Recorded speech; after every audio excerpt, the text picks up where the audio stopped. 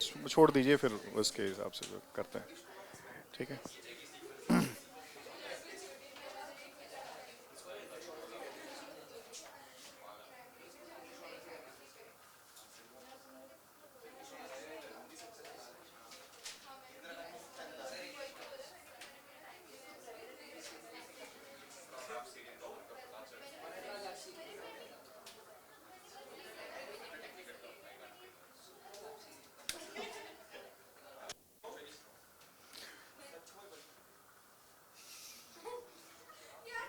Okay, ठीक है, चलिए स्टार्ट करते हैं।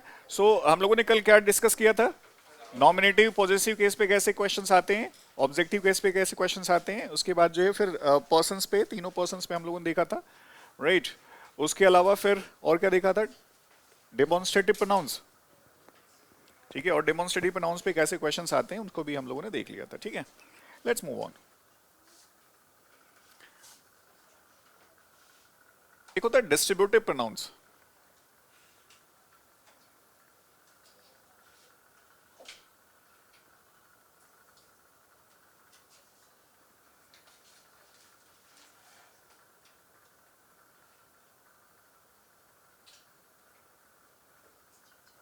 डिस्ट्रीब्यूटिव प्रोनाउंस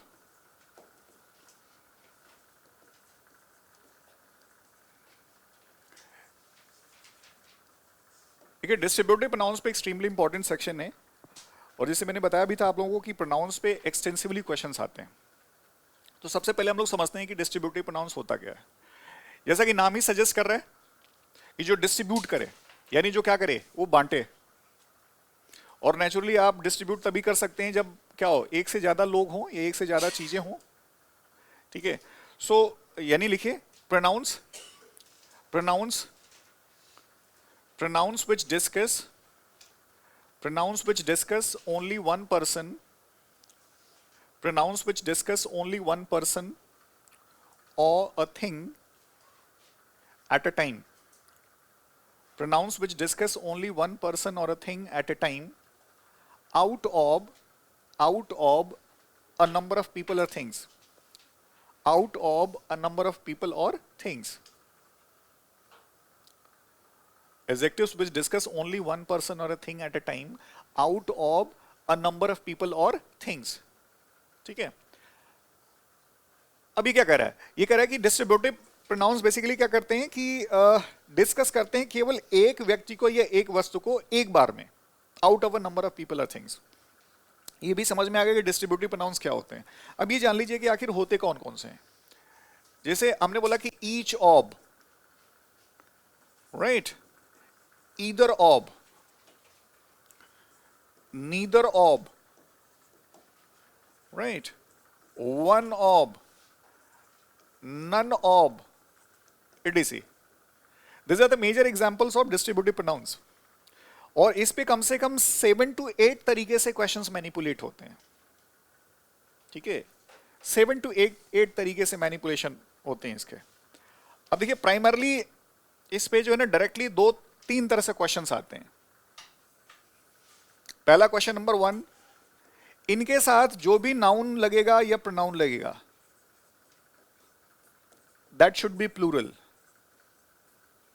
देखिए इस चीज को समझिए, ये क्या कह रहा है कि इनके साथ जो है जो भी नाउन लगेगा या प्रोनाउन होगा क्या होगा? That should be plural. क्योंकि अगर प्लूरल होगा तभी तो ये डिस्ट्रीब्यूट कर पाएंगे। अगर मान लो सिंगुलर ही हो जाएंगे तो फिर गलत हो जाएगा, कैसे डिस्ट्रीब्यूट कर पाएंगे? भाई एक आदमी को तो आप नहीं बांट सकते ना। ठीक है, ऐसा थोड़ी कर सकते हैं कि तुम्हारा सिर किसी और का रहेगा और बाकी बॉडी किसी और की रहेगी, ऐसा तो नहीं कर सकते। ठीक है, या अगर एक पेन है तो हम कहेंगे अच्छा लो आधा मैं तोड़ के तुम्हें दे दे रहा हूँ, एक जो है उसका हाफ पार्ट दूसरे को ले लो, ऐसा नहीं कर सकते। सो ये चीजें जो है कि नाउन या प्रोनाउन क्या होगा? That should be plural. अगर वो सिंगुलर होगा तुरंत गलत हो जाएगा।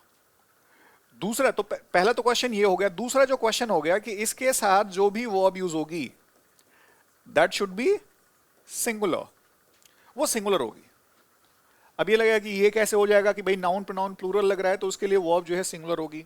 तो देखिए एग्जैक्टली कर क्या रहा है कि अगर ये प्लूरल है तो ये जो भी डिस्ट्रीब्यूटिव प्रोनाउन है क्या कर रहे हैं? इसको डिस्ट्रीब्यूट कर रहे हैं और एक पर्सन या थिंग को एक बार में डिस्कस कर रहे हैं। सो अल्टीमेटली क्या कर रहे हैं? इसको डिस्ट्रीब्यूट करके सिंगुलर बना दे रहे हैं। इस प्लूरल सब्जेक्ट को क्या ये क्या बना दे रहे हैं, सिंगुलर बना दे रहे हैं, और सिंगुलर बना दे रहे हैं तो naturally it requires a singular verb, उसके साथ जो है verb that should B singular. और इसके लिए जो है, इसके लिए क्या होगा कि उसके लिए जो प्रोनाउन यूज होगा that should also be singular. Pronoun का मतलब उसके लिए जनरली जो पोजेसिव एडजेक्टिव या पोजेसिव प्रोनाउन जो यूज होगा that should also be singular. तो तीन मेजर जो है क्वेश्चन इस पे पूछे जाते हैं। Noun pronoun that should be plural, लेकिन उसके लिए जो वर्ब होगा दैट शुड बी सिंगुलर, और उसके लिए जो प्रोनाउन होगा that should also be singular. ठीक है, ये मेजर क्वेश्चंस आते हैं, पहले इसको लिख लीजिए, फिर हम लोग क्वेश्चन लेंगे कि आखिर कैसे।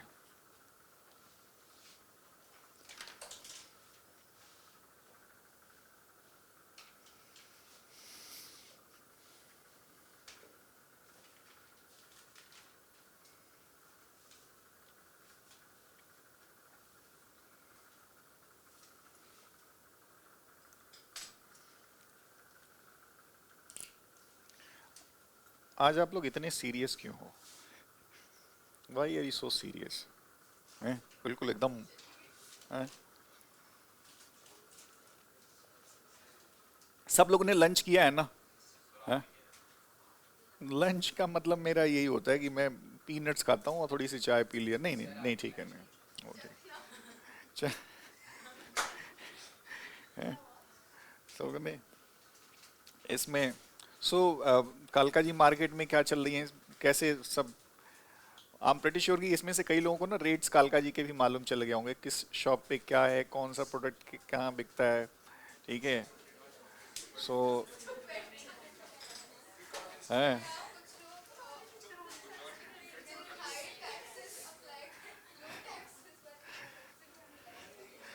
ठीक है।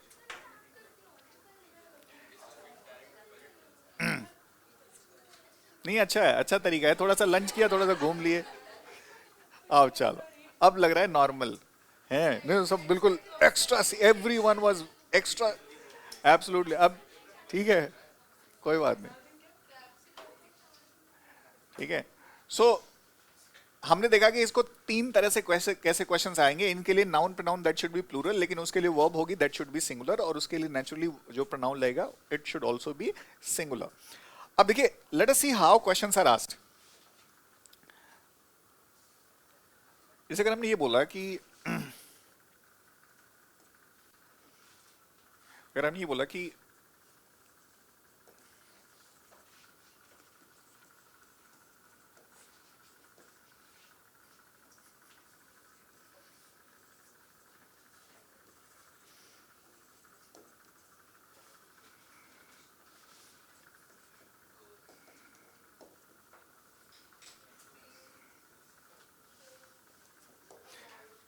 अब ये सेंटेंस है, ठीक है, अभी बोला कि each of the girl came forward to receive the award. ठीक है, अब इसमें अब वो किसी भी रूप में आपको दे दे, finding error, fill in the blanks, cloze test, sentence improvement, question could be manipulated. अब इसमें बताइए, इसमें कोई दिक्कत लग रही है? अब देखिए, ईच ऑफ लग रहा है ना, देखिए ईच ऑफ और ईच में डिफरेंस होता है, वो जैसे जैसे हम लोग आगे पढ़ेंगे उसमें डिफरेंस होता है। ईदर ऑफ, ईदर और ईदर और, इन तीनों में डिफरेंस होता है, बट जैसे as we advance we will understand all this things, differences. So each of ये क्या है, डिस्ट्रीब्यूटिव ऑफ का प्रोनाउन है। अब ये बोल रहा है कि द गर्ल, अब ये तो सिंगुलर है ना, यहां पे क्या होना चाहिए, गर्ल्स होना चाहिए। तो पहला फंडामेंटल एरर जो है आपको ध्यान में रखना है, right. So each of the girls. Second, अगर हमने ये बोला कि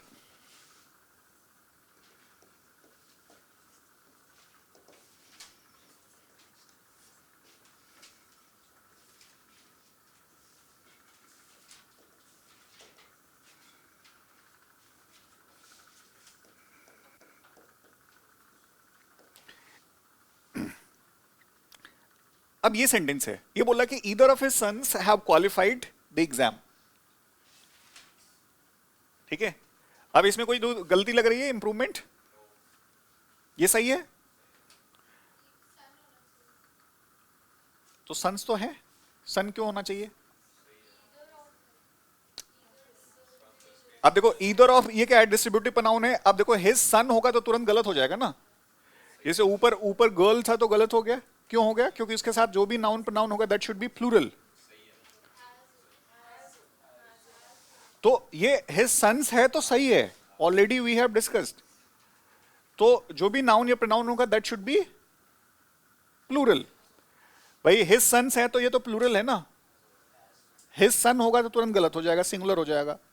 तो ये तो सही है। अब देखो वर्ब इस पे आओ, अब ये वर्ब तो प्लूरल है ना, यहां पे क्या होगा, हैज होगा, क्योंकि ये क्या कर रहा है कि ये जो है ना, जो भी डिस्ट्रीब्यूटिव प्रोनाउन है इसको डिस्ट्रीब्यूट कर रहा है, और it discusses only one person और थिंग एट अ टाइम।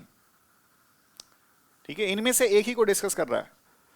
सो दूसरी गलती हो गई। तीसरा, थर्ड जो है, इसमें अगर हमने ये बोला कि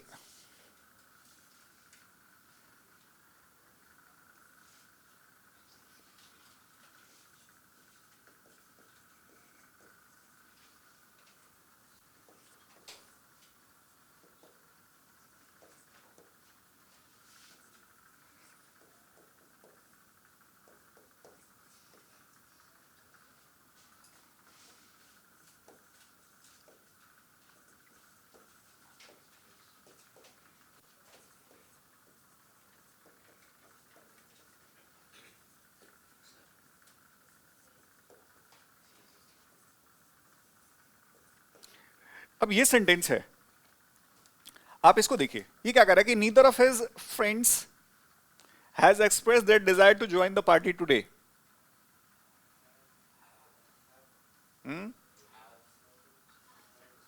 अब देखिए, नीदर ऑफ ये डिस्ट्रीब्यूटिव प्रोनाउन है, ठीक है, हिज फ्रेंड्स है, ये प्लूरल है, सही है। आपको स्टेप बाय हैज लिखा है, ये भी क्या है, सही है। अरे भाई हैज होगा, सिंगुलर होगा ना वर्ब, हैज एक्सप्रेस्ड। अब यहां पे क्या बोल रहा है, देयर डिजायर बोल रहा है, नहीं? ठीक है, हाँ ले तुम लोग क्रिया कर्म कर रहे हो, ठीक है। इसमें इसमें इसमें देखो, तो हैज, भाई वर्ब है भाई, सिंगुलर वर्ब होगी ना, it has already been mentioned. तो यहां पे देयर, अब ये तो प्लूरल प्रोनाउन है ना, हम लोगों ने चार्ट बनाया था ना नॉमिनेटिव पॉजेसिव ऑब्जेक्टिव केस का, तो यहां पे जो प्रोनाउन लगेगा दैट शुड बी सिंगुलर। तो यहां पे देयर की जगह पे क्या होगा, हिज होगा, ठीक है। अब एक चीज क्वेश्चन ये पूछा जा सकता है कि क्या यहां पे हर नहीं हो सकता, क्योंकि हर इज ऑल्सो सिंगुलर प्रोनाउन, है कि नहीं। लेकिन एक चीज ध्यान रखिए कि जहां पे आपको जेंडर क्लियर ना हो, वहां पे जनरली जो है इंडियन कॉन्टेक्स्ट में आपको मैस्कुलिन जेंडर लगाना चाहिए जनरली। हालांकि वो अब नहीं देंगे ऑप्शंस, क्योंकि फिर वो कंट्रोवर्शियल हो जाएगा, ठीक है। कभी भी हिज और हर दोनों ऑप्शन में नहीं देंगे, ठीक है। तो wherever gender is not clear, you are suppose to generally opt for masculine gender. अब इंडियन कॉन्टेक्स्ट में इतना अभी एडवांस नहीं हुए हैं, ठीक है। सो ऐसा ही होता है। हालांकि internationally it is not acceptable, it will come and,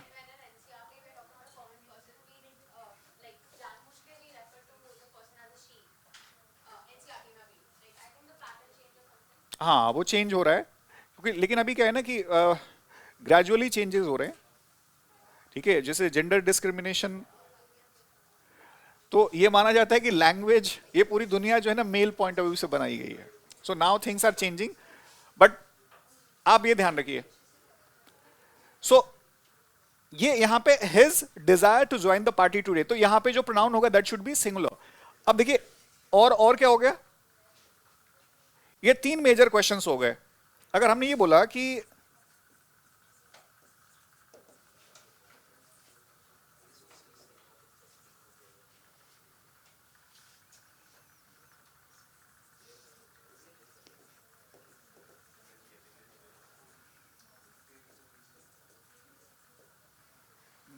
अब देखो ये सेंटेंस है, one of his friends has visited the Taj. इस सेंटेंस में क्या इंप्रूवमेंट है, इसमें क्या एरर है?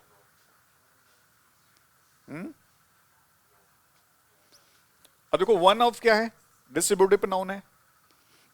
हिज फ्रेंड्स क्या है, सिंगुलर है या प्लूरल है? प्लूरल है तो सही है, प्लूरल ही होना चाहिए। वर्ब क्या होनी चाहिए? सिंगुलर होनी चाहिए, और कोई प्रोनाउन तो है नहीं उसके लिए, तो ठीक है ना। अगर हमने ये बोला कि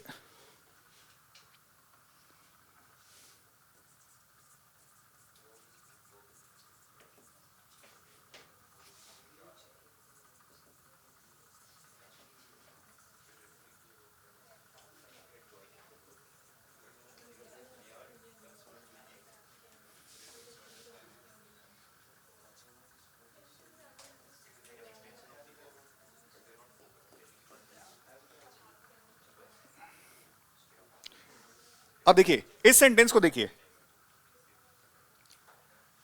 इस सेंटेंस को, ये क्या कर रहा है कि none of his friends have completed his project. क्या होगा? अब नन ऑफ, अब हिज फ्रेंड्स है तो क्या है? गलत है? सही है? सही है। यहां पे हैव की जगह पे क्या होगा? हैज हो जाएगा। और हिज क्या है? ये देखो देयर लगा दोगे तो प्लूरल प्रोनाउन हो जाएगा, तो यहां पे क्या है भाई? Singular pronoun. Getting the point? इसको पूरा लिख लीजिए, फिर हम लोग इस पे फर्दर और मैनिपुलेशन कैसे होंगे उसको भी देखते हैं। ये 3 मेजर मैनिपुलेशंस हैं जो आपको ध्यान में रखने हैं। और 98% जो क्वेश्चंस आते हैं ना, वो आपके मेनली 2 स्टेप पे ही आते हैं। नाउन प्रोनाउन प्लूरल होना चाहिए, उसके लिए वर्ब जो है दैट शुड बी सिंगुलर। ठीक है, थर्ड स्टेप पे बहुत कम कर देते हैं, लेकिन फिर भी आप सभी स्टेप्स जाने रहिए।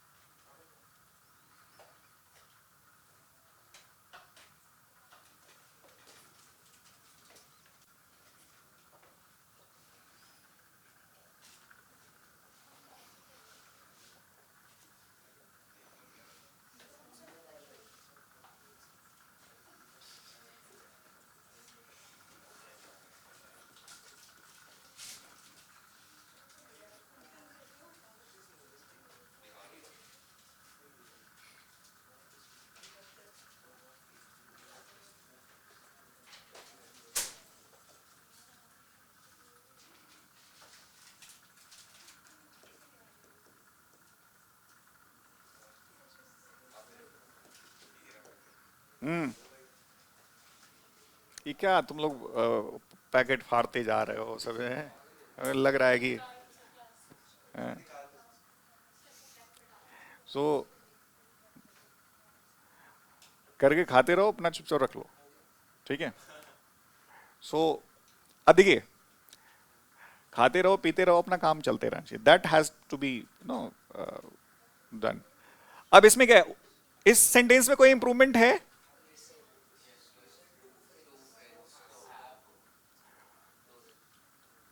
ये समझ में आ रहा है?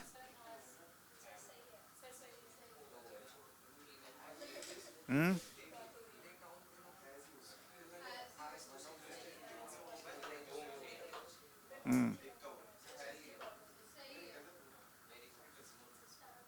समझ में आ रहा है कुछ?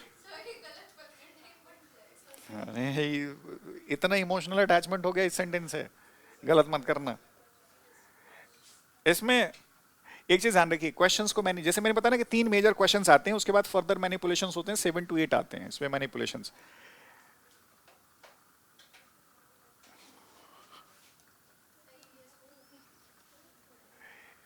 ये कह रहा है कि अगर हमने बोला कि अगर तीनों स्टेप्स पे चेक करें तो वन ऑफ क्या है? डिस्ट्रीब्यूटिव प्रोनाउन है। आपने देखा हिज 2 फ्रेंड्स, ये प्लूरल है, तो ये भी हमें सही हुआ। वो भी यहां पे क्या है? सही है, सिंगुलर है। लेकिन फिर भी सेंटेंस गलत है। कैसे गलत है? Now we need to understand. अब देखो नेक्स्ट टाइप के कैसे मैनिपुलेशंस होते हैं। लिखिए, ईच ऑब को सिंगल इन्वर्टेड कॉमा में डाल दीजिए। Each of is used, each of is used to show a choice, each of is used to show a choice between two people or things, between two people or things.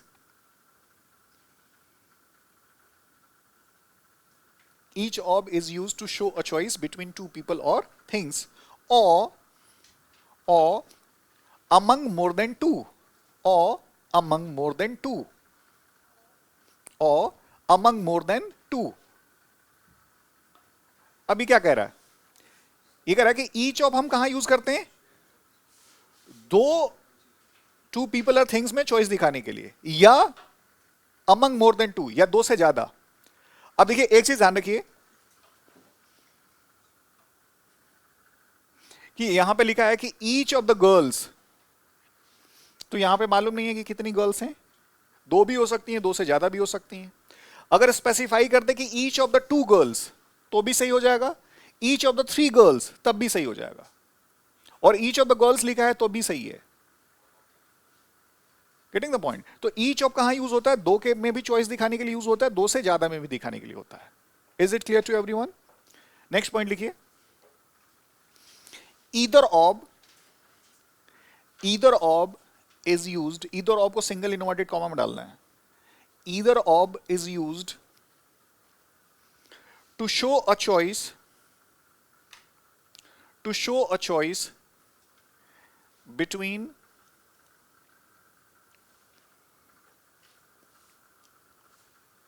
two people or things, between two people or things, between two people or things. ये क्या कह रहा है कि हम either of हम कहां use करते हैं? दो में चॉइस दिखाने के लिए करते हैं, चाहे वो व्यक्ति हो या वस्तु हो. लिखिए while neither of को सिंगल इनवर्टेड कॉमा में रखिएगा.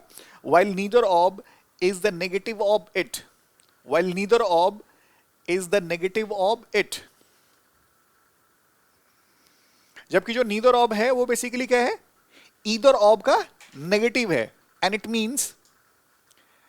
it means और इसका मतलब है and it means not any of the two, and it means और इसका मतलब है not any of the two, और इसका मतलब है कि इन दोनों में से कोई भी नहीं.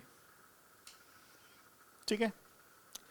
अब देखिए इसमें लिखा है कि ईदर ऑफ हिज सन्स, तो ईदर ऑफ हिज सन्स यहां पे नंबरिंग नहीं लिखा है, लेकिन हम मानते हैं कि उसके दो ही सन्स हैं और दोनों में से कोई एक. ठीक है. लेकिन अगर मान लो यहां पे लिख दे कि either of his two sons, तो either of his two sons, तो ये सेंटेंस गलत हो जाएगा कि सही रहेगा? तब भी सही रहेगा. लेकिन अगर तुरंत लिख दे कि either of his three sons, तो क्या हो जाएगा? गलत हो जाएगा, क्योंकि सिर्फ दो में चॉइस दिखाने के लिए ईदर ऑफ का यूज होता है. अब देखिए नीदर ऑफ हिज फ्रेंड्स लिखा है. अब नीदर ऑफ हिज फ्रेंड्स का मतलब है कि यहां पे नीदर ऑफ लगा है तो हिज फ्रेंड्स यहां पे नंबरिंग नहीं है, लेकिन हम मानते हैं कि उसके दो ही फ्रेंड्स हैं और दोनों में से कोई भी नहीं, क्योंकि इसका मतलब होता है कि उन दोनों में से कोई भी नहीं. अच्छा, अगर इसमें रहता कि neither of his two friends, तो सेंटेंस गलत होता है या सही होता है? तब भी सही होता है. लेकिन अगर आपने लिख दिया कि neither of his three friends, तो तुरंत ये क्या हो जाएगा? गलत हो जाएगा, क्योंकि दो ही में चॉइस दिखाने के लिए यूज होता है. तो ईदर ऑफ और नीदर ऑफ जो है दो में चॉइस दिखाने के लिए यूज होता है. ठीक है. नेक्स्ट पॉइंट लिखिए. One of is used to show a choice. One ob is used to show a choice among more than is used to show, ठीक है, to show a choice among more than, to show a choice among more than two people or things, to show a choice among more than two people or things. While none of, जबकि जो none of है, while none of is the negative of it, while none of is the negative of it, जबकि जो none of है वो क्या है? इसका नेगेटिव है. किसका? one of का. and it means और इसका मतलब क्या होता है? not any of them. and it means not any of them, और इसका मतलब है कि उनमें से कोई भी नहीं. ठीक है. अब देखिए इन पे आते हैं. अब आपने ये देखा कि ये सेंटेंस क्या है? ये बोला कि वन ऑफ हिज फ्रेंड्स. अब यहां पे नंबरिंग नहीं लिखा है कितने फ्रेंड्स हैं, लेकिन हम मान लेंगे कि उसके जो भी फ्रेंड्स हैं वो दो से ज्यादा हैं. और उनमें से कोई एक, सेंस तो यही निकल रहा है। तो वन ऑफ हिज फ्रेंड्स, ठीक है। अगर यहां पे रहता कि one of his two friends, तो ये सेंटेंस क्या हो जाता, गलत हो जाता है। लेकिन अगर यही होता है कि one of his three friends, तो सही हो जाता है। One of his four friends, five friends, तो सही हो जाता है, ठीक है। सो अच्छा, नेक्स्ट ये बोल रहे नन ऑफ हिज फ्रेंड्स। अब नन ऑफ हिज फ्रेंड्स तो हम मान लेंगे कि उसके जो भी फ्रेंड्स हैं क्या है, वो दो से ज्यादा हैं, ठीक है ना, दो से ज्यादा है और उनमें से कोई भी नहीं, ठीक है। सो लेकिन अगर यहां पे होता कि none of his two friends, तो तुरंत गलत हो जाता है, क्योंकि नन ऑफ कहां यूज होता है, दो से ज्यादा में चॉइस दिखाने के लिए यूज होता है। तो none of his three friends हो, फोर फ्रेंड्स हो, चल जाएगा। संख्या नहीं लिखी है तो अंडरस्टूड हो जाएगा कि इसके दो से ज्यादा फ्रेंड्स हैं और उनमें से कोई एक, ठीक है। अब क्वेश्चन जो इसमें गलत हुआ था ऊपर लास्ट वाला, वो क्यों हुआ था? इसमें क्या लिखा है, one of his two friends, यही है ना, दैट वाज द क्वेश्चन। अब देखिए, अगर हमने पहले के रूल के अकॉर्डिंग हम सोचें कि इसका नाउन प्रोनाउन प्लूरल होना चाहिए, वर्ब सिंगुलर होनी चाहिए, उस स्टैंडर्ड से तो सेंटेंस सही हो जाएगा। लेकिन now you have a broaden understanding, तो इसमें क्या है, वन ऑफ हम कहां यूज करते हैं, दो से ज्यादा के लिए यूज करते हैं। अब यहां पे क्या है कि one of his two friends बोल रहा है। अब टू फ्रेंड्स बोल रहा है तो नेचुरली क्या है, अब वन ऑफ तो दो से ज्यादा के लिए यूज करते हैं। तो अब आप तो ऐसे नहीं कर सकते भाई तुम एक फ्रेंड और बढ़ा लो, क्योंकि हमारा डिस्ट्रीब्यूटिव प्रोनाउन गड़बड़ हो रहा है, ऐसा तो नहीं कर सकते ना। तो हम क्या करेंगे, ये वन ऑफ को कट कर देंगे। यहां पे क्या हो जाएगा फिर, ईदर ऑफ यूज करेंगे। समझ में आ रही बात? सो एक चीज ध्यान रखिए कि अगर नंबरिंग नहीं दी है तो इनका नाउन प्रोनाउन प्लूरल होना चाहिए, ठीक है, वो अंडरस्टूड हो जाएगा कितनी संख्या है। लेकिन अगर मेंशन्ड है स्ट्रेंथ क्लियरली, तो सबका जो है जो नंबरिंग होनी चाहिए बस वही होनी चाहिए, कम और ज्यादा नहीं होना चाहिए। ईच ऑफ दो या दो से ज्यादा के लिए, ईदर ऑफ और नीदर ऑफ सिर्फ दो के लिए, और वन ऑफ और नन ऑफ जो है दो से ज्यादा के लिए। ये चीज आपको ध्यान में रखना है।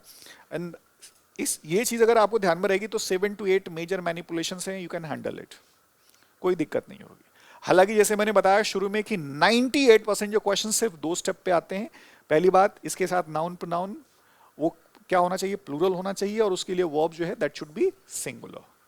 98% क्वेश्चन उसी पे आ जाते हैं। लेकिन समटाइम्स अगर क्वेश्चंस को बहुत टफर बनाने की कोशिश किया तो घुमा देगा, और घुमा देगा तो देन ठीक है, if you are well aware then you can handle them, नहीं तो फिर फंसने वाली बात हो जाएगी।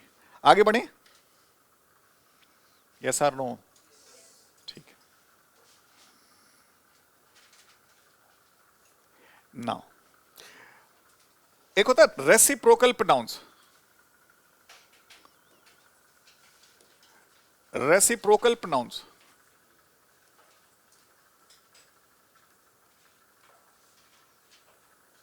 रेसिप्रोकल प्रोनाउंस, देखिए वी नीड टू अंडरस्टैंड ना, उसकी हेडिंग को हमें समझना चाहिए। रेसिप्रोकल, ये वर्ड जो है ना, एक रेसिप्रोकेट वर्ड है, उससे मिलके बना है। रेसिप्रोकेट, रेसिप्रोकेट का मतलब बेसिकली होता है म्यूचुअल एक्सचेंज। म्यूचुअल एक्सचेंज, आपसी आदान प्रदान जिसको हम लोग बोलते हैं, reciprocate. If you help someone and the other person helps you back, then he reciprocated your action. If you smile at someone and the other person smiles back, so he reciprocated your gesture. वो तो होता है ना कि basic attitude होता है कि when two people meet, so एक स्माइल कर देते हैं लोग या हेलो बोल देते हैं, दैट्स कॉमन स्टैंडर्ड। हालांकि यहाँ पे करना बड़ा मुश्किल है, क्योंकि यहाँ पे पता नहीं कर देंगे तो लोग पता नहीं क्या क्या सोच लेंगे। कुछ लोग तो बिल्कुल पीछे लग जाएंगे जो है। So that is something. हाँ, ये डिपेंड ऑन द, आओ पीछे पीछे लग जाएंगे या फिर आप समझ, it's normal basic etiquette, hello या you know right. So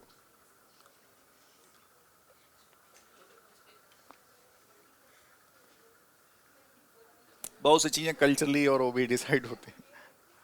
yes, हाँ,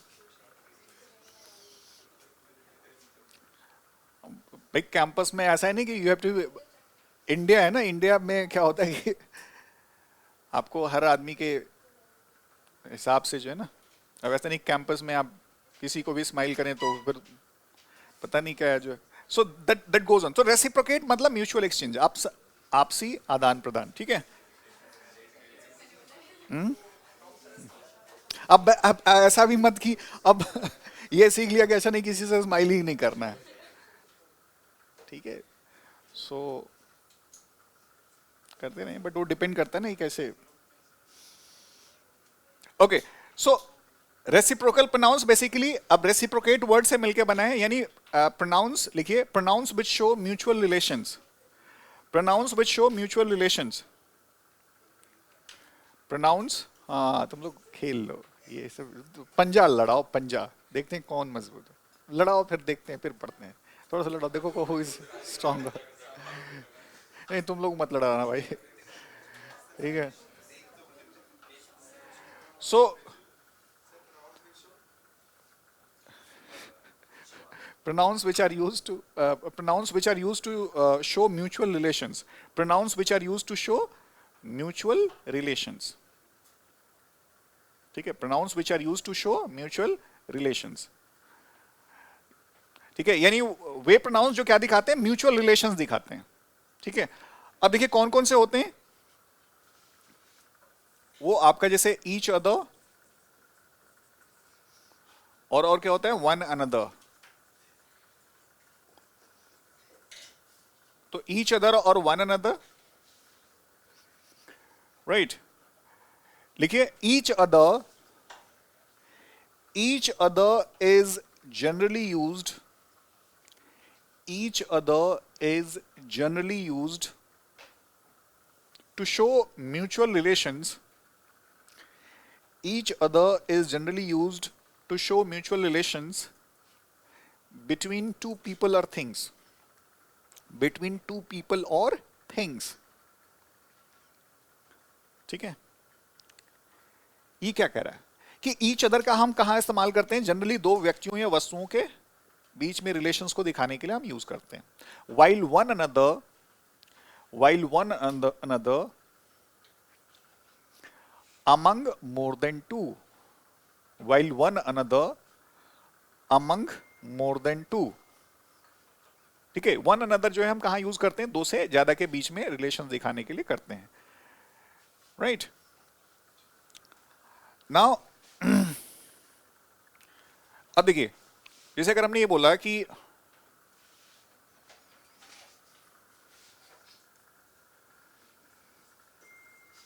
हाँ घंटी अपनी साइलेंट में लगा लो भाई, किसकी घंटी बज रही है, ठीक है। So the couple fought with each other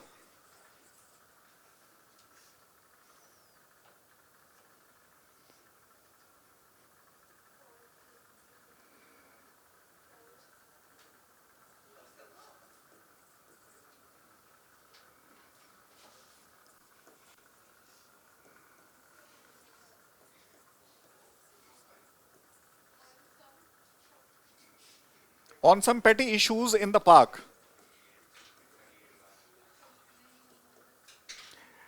right। अब देखिए एक चीज ध्यान रखिए कि ये बोला ना कपल, ह्यूमन भी, अच्छा कुछ कई जगह जो है ना आपको पेयर वर्ड यूज कर सकता है, तो ह्यूमन बीइंग के लिए हम पेयर वर्ड यूज नहीं करते, ह्यूमन बीइंग के लिए हम क्या यूज करते हैं, कपल यूज करते हैं, ठीक है। सो हालांकि एनी नॉन लिविंग थिंग्स के लिए भी कपल वर्ड यूज हो सकता है कि they disagreed on a couple of things, तो भी यूज हो सकता है, बट ह्यूमन बीइंग के लिए आप एक चीज ध्यान रखिए कि कपल वर्ड यूज होता है, पेयर वर्ड यूज नहीं होता है।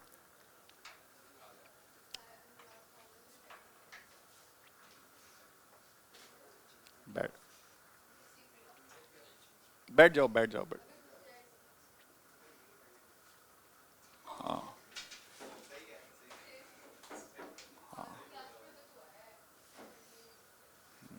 सबसे रिलैक्सिंग जगह पीछे वाली है, हाँ सही बात है। नहीं दीवार तो बहाना है, हैं. Do you think why do we sit at the back? क्योंकि आप सबको ऑब्जर्व कर सकते हैं, आपको कोई ऑब्जर्व नहीं कर सकता. हैं? ऐसे ही होता है ना. और सबसे सबसे मोस्ट रिलैक्सिंग जगह होती है. और तीसरी बात यह है कि पहले तो पिटाई पिटाई होती थी. तो पिटाई होती थी तो पहले शुरू से फर्स्ट रोज से स्टार्ट होती थी. अब तो पिटाई बंद हो गई है. तो अब पिटाई का तो एंगल ही छोड़ दो. तो स्कूल्स में हैं? अब चौथा रीजन लोगों ने सुन रखा है ना कि बैक बेंचर्स बहुत अच्छा करते हैं जीवन में. तो सोचते हैं हम भी कर लें.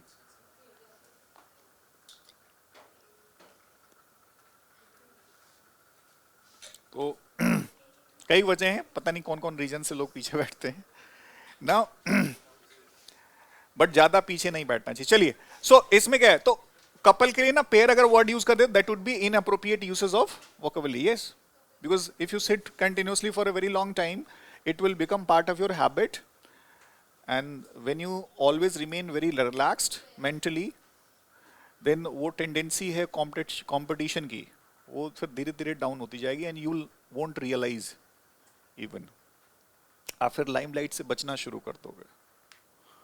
सो बैक बेंचर्स जिन्होंने बहुत अच्छा किया जीवन में, once they used to be back benchers. ठीक है, once they used to be backbenchers, but they were not always backbenchers. So you must keep on changing your positions too, of sitting positions. ठीक है, ये ध्यान रखना. ये नहीं कि बस पीछे पकड़ लिया, बस हमारी जो है वो रिजर्वेशन करा लिया पीछे बैठने का. नाउ अब देखिए, राइट. सो इसमें क्या बोल रहे हैं, अरे छोड़ो भाई छोड़ो यार, पता चलता रहता है. ठीक है. So the couple fought with one another. अब इसमें दिक्कत क्या है भाई, कपल है ना, दो लोग हैं तो लड़ाई करेंगे, तो इसमें क्या होगा, यहां पे one another की जगह पे क्या होगा, each other होगा.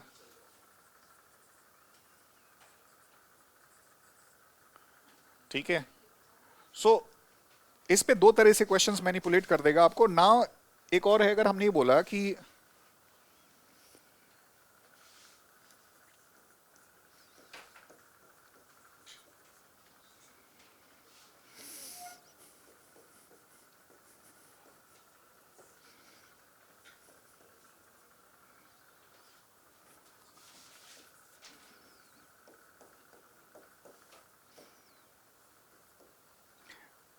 अब ये सेंटेंस है आपका.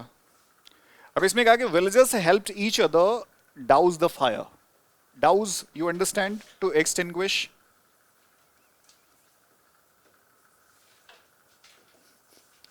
टू एक्सटिंग्विश इसका मतलब होता है टू पुट आउट. ये फ्रेजल वर्ब है, पुट आउट बुझाना. तो douse, extinguish, put out. Extinguish fire extinguisher है, ई आर जोड़ देंगे तो that will become a noun. ठीक है. सो एक वर्ड है क्वेंच. हाँ यस, ये थर्स्ट के लिए हम यूज करते हैं. इसका मतलब होता है टू सेटिस्फाई. वो डिपेंड करता है किस कॉन्टेक्स्ट में यूज हो रहा है. सो क्वेंच, जैसे द क्रो, क्रो वाला आप लोगों ने सुना है ना बचपन में, कि the crow was very thirsty and when it try to quench its thirst, so it was unable because. ठीक है. सो इसमें तो एक्सटिंग्विश, पुट आउट, डाउज और क्वेंच. सो इसमें दिक्कत क्या है, द विलेजर्स हेल्प्ड. अब यहां पे ईच अदर नेचुरली क्या होगा, ईच अदर की जगह पे आपका वन अनदर होगा.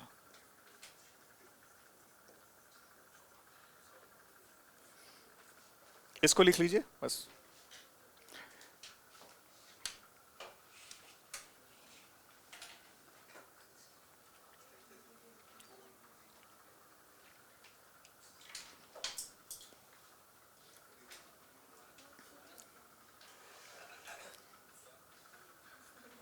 राइट,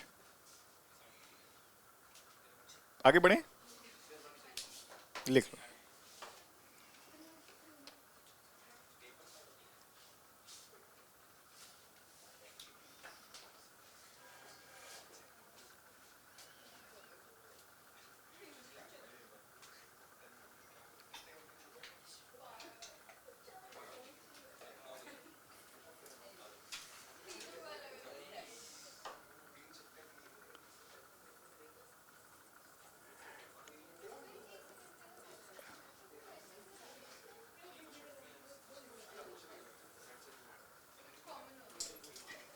राइट, ठीक है। तुम लोग पेन फेंक दो, बुक फेंक दो, हैं? हाँ, इनडेफिनेट प्रोनाउंस अभी आदत नहीं पड़ी, 2-4 दिनों में और आदत पड़ जाएगी। ठीक है। So indefinite pronouns again 5 major manipulations हैं। अब देखिए पहले इसको समझते हैं हेडिंग को। देखिए डेफिनेट का मतलब क्या होता है? डेफिनेट मतलब सर्टेन, निश्चित। और इन का मतलब क्या होता है? नॉट। इनडेफिनेट मतलब विच इज नॉट डेफिनेट। ठीक है। सो लिखिए pronouns which do not discuss any specific persons, pronouns which do not discuss any specific persons or things, pronouns which do not discuss any specific persons or things, यानी वे pronounce जो किसी specific person या things को discuss नहीं करते। ठीक है। अब देखिए इसको समझ लीजिए। अगर मान लीजिए मैंने कहा कि she should come on stage या he should come on stage, you come on stage, तो इसकी मालूम चल रहा है ना किसकी बात हो रही, कौन आना चाहिए? शी, ही, यू, ये मालूम चल रहा है। लेकिन अगर हमने कहा कि will someone come on stage, तो मालूम चल रहा है किसकी बात हो रही है? नहीं मालूम चल रहा। अब देखो इसको रिलेट करोगे ना तो आपको याद रहेगा, नहीं तो फिर तो वही रटने वाली बात हो जाएगी। और रटी हुई चीजें जैसे मैंने बताया ना कि हेल्प नहीं आती कंपटीशन में। आप जितना कॉन्सेप्ट को समझेंगे, उसको जितना रिलेट करेंगे अपनी सराउंडिंग से, अपनी लाइफ से, उतनी चीजें। नॉलेज का मतलब क्या है? हायर एजुकेशन जो आप जिसकी तैयारी कर रहे हो ना आप, हायर मतलब क्या है? जो डे टू डे लाइफ से चीजें ऊपर उठ जाएं। मतलब you are suppose to go deeper from the superficial. Up to 12 तक जो आपने पढ़ा है ना, सब सुपरफिशियल लेवल तक पढ़ा है। These are the basic ones. अभी जो आप हायर एजुकेशन की जो आप तैयारी कर रहे हो ना, you'll undergo and try to understand various dimensions। आप समझ रहे हो? आपको कई डायमेंशंस मिलेंगे। तो उसी तरीके से बेसिकली क्या है कि अगर हमने ये बोला कि ठीक है, अब जैसे इनडेफिनिट प्रोनाउंस तो हमें समझ में आ गया कि प्रोनाउंस जो किसी डेफिनिट पर्सन या थिंग्स की बात नहीं करते। अब होते कौन कौन से हैं? जैसे हमने बोला कि someone, everyone, each and everyone, one, none, etc. These are the major examples of indefinite pronouns। ये सब मेजर प्रोनाउंस हैं इनडेफिनिट प्रोनाउंस के। अब देखिए इन पे जो है ना बेसिकली 5 मेजर तरीके से क्वेश्चंस आते हैं, 5 टाइप्स के क्वेश्चंस आते हैं इस पे। पहली बात कि इनके साथ जो भी वर्ब होगी दैट शुड बी सिंगुलर। अगर इनके साथ प्लूरल वर्ब देगा तो दैट वुड बी इनकरेक्ट। दूसरी चीज, इसके लिए जो प्रोनाउन यूज होगा that should also be singular. ठीक है। और तीसरी चीज कि अगर वन जो है इंडेफिनिट प्रोनाउन वन, ये जो वन है अगर सब्जेक्ट के रूप में आ गया, किसी भी सेंटेंस में सब्जेक्ट के रूप में आ गया, तो इस पे 3 क्वेश्चंस बनते हैं। जो नॉमिनेटिव केस होगा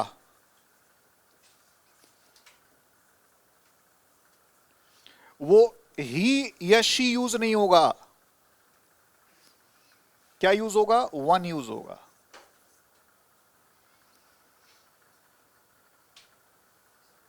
वो ही और शी यूज नहीं होगा, क्या यूज होगा? वन यूज होगा। कब? अगर वन जो है सब्जेक्ट के रूप में आ गया किसी भी सेंटेंस के, तो क्या होगा कि जो नॉमिनेटिव केस होगा, नॉमिनेटिव केस यू अंडरस्टैंड, तो ही और शी यूज नहीं होगा। हालांकि ही और शी भी जो है आपका सिंगुलर प्रोनाउन है, लेकिन वो यूज नहीं होगा। वो क्या यूज होगा? वन यूज होगा। दूसरी चीज कि पॉजेसिव केस में जैसे हिज और हर होता है ना, वो भी यूज नहीं होगा। क्या यूज होगा? वंस यूज होगा। जैसे मैंने आप लोगों को लिखवाया था कि किसी भी पोजेसिव प्रोनाउन के साथ एपोस्ट्रोफी का साइन हम यूज नहीं करते हैं एक्सेप्ट वंस, यही वंस है उसको छोड़ के। और तीसरा जो है रिफ्लेक्सिव जो प्रोनाउन है, रिफ्लेक्सिव प्रोनाउन जैसे हिमसेल्फ, हरसेल्फ, वनसेल्फ, तो ये हिमसेल्फ या हरसेल्फ यूज नहीं होगा।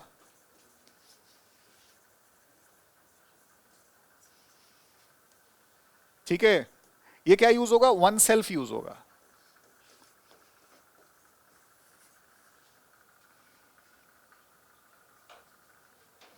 ये वन सेल्फ यूज होगा, हिमसेल्फ या हरसेल्फ यूज नहीं होगा। अब देखिए इसको फिर एक बार समझ लीजिए कि ये सब क्या है, इंडेफिनिट प्रोनाउंस हैं। इनके साथ जो वर्ब होगी दैट शुड बी सिंगुलर, और इनके लिए जो प्रोनाउन लगेगा that should also be singular. अच्छा, अगर आपको सेंटेंस में आ जाए शुरू में, तो थ्रू आउट जो है आपको क्या यूज होगा, ही और शी यूज नहीं होगा, क्या यूज होगा, वन यूज होगा। और अगर पॉजेसिव केस होगा तो हिज और हर यूज नहीं होगा, क्या यूज होगा, वंस यूज होगा। वंस मतलब वंस अपॉन अ टाइम वाला नहीं तो एडवर्ब ऑफ फ्रीक्वेंसी हो जाएगा, O N E apostrophe S. और तीसरा जो रिफ्लेक्सिव प्रोनाउन यूज होता है जैसे हिमसेल्फ, हरसेल्फ, वो यूज नहीं होगा, क्या यूज होगा, वन सेल्फ यूज होगा। सो 5 मेजर वेरिएशंस हैं, उसको हम लोग समझेंगे। पहले इसको लिख लीजिए and let us see how questions are asked.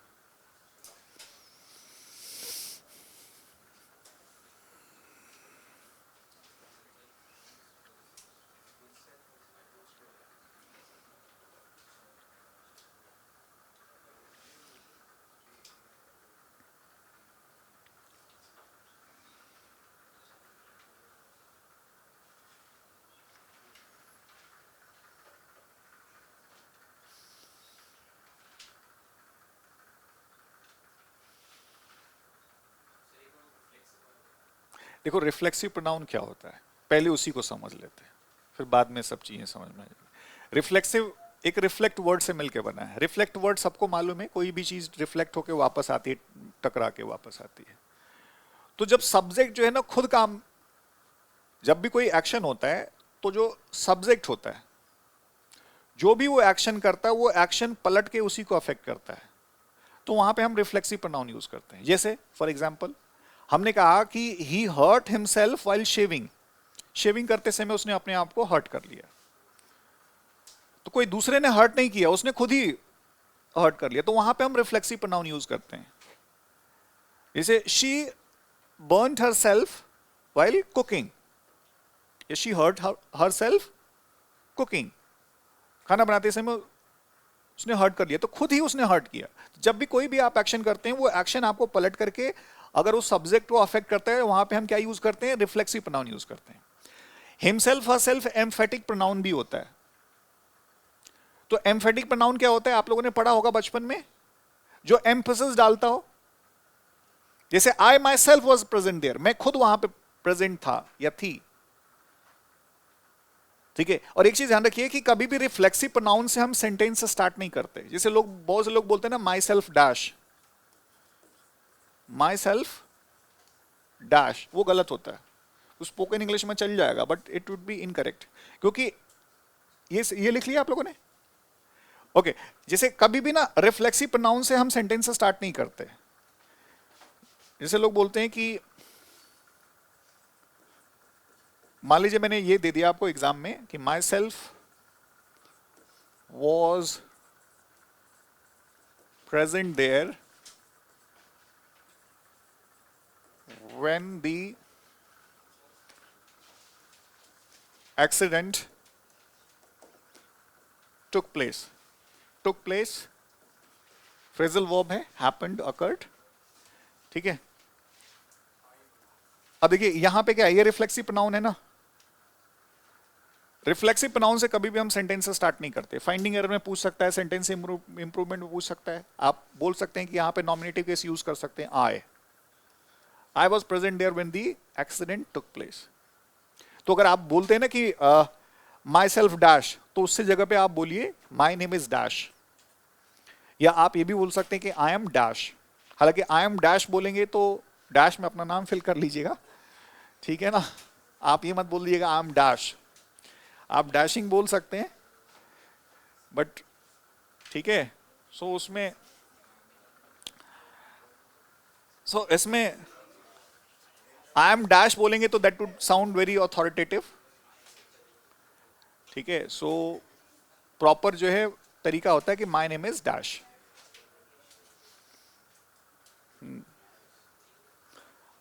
ठीक है, तो reflexive pronoun I am pretty sure सबको क्लियर है।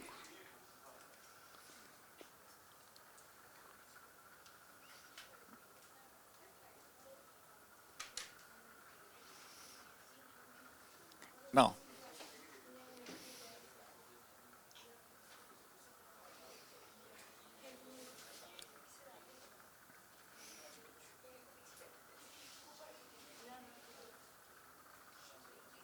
जैसे अगर हमने ये बोला कि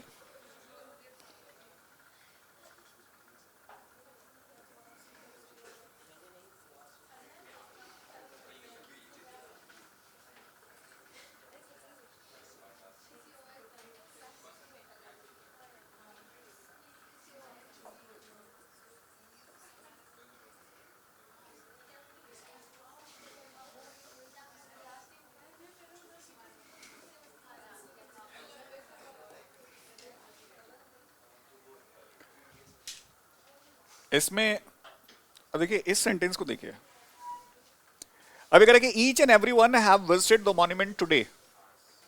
अब देखिए इस तरह के एक्सप्रेशन हम लोग यूज करते हैं। अब देखिए ईच एंड एवरी वन जो ही हमने देखा, हम लोगों को दिमाग में लगता है कि सभी लोग, यहां प्रत्येक की बात हो रही है, ईच एंड एवरी वन। सो इसमें क्या है, यहां पे नेचुरली जो वर्ब होगी that should B singular. So have की जगह पे क्या होगा, हैज हो जाएगा। तो पहली फंडामेंटल एरर। दूसरा, अगर हमने ये बोला कि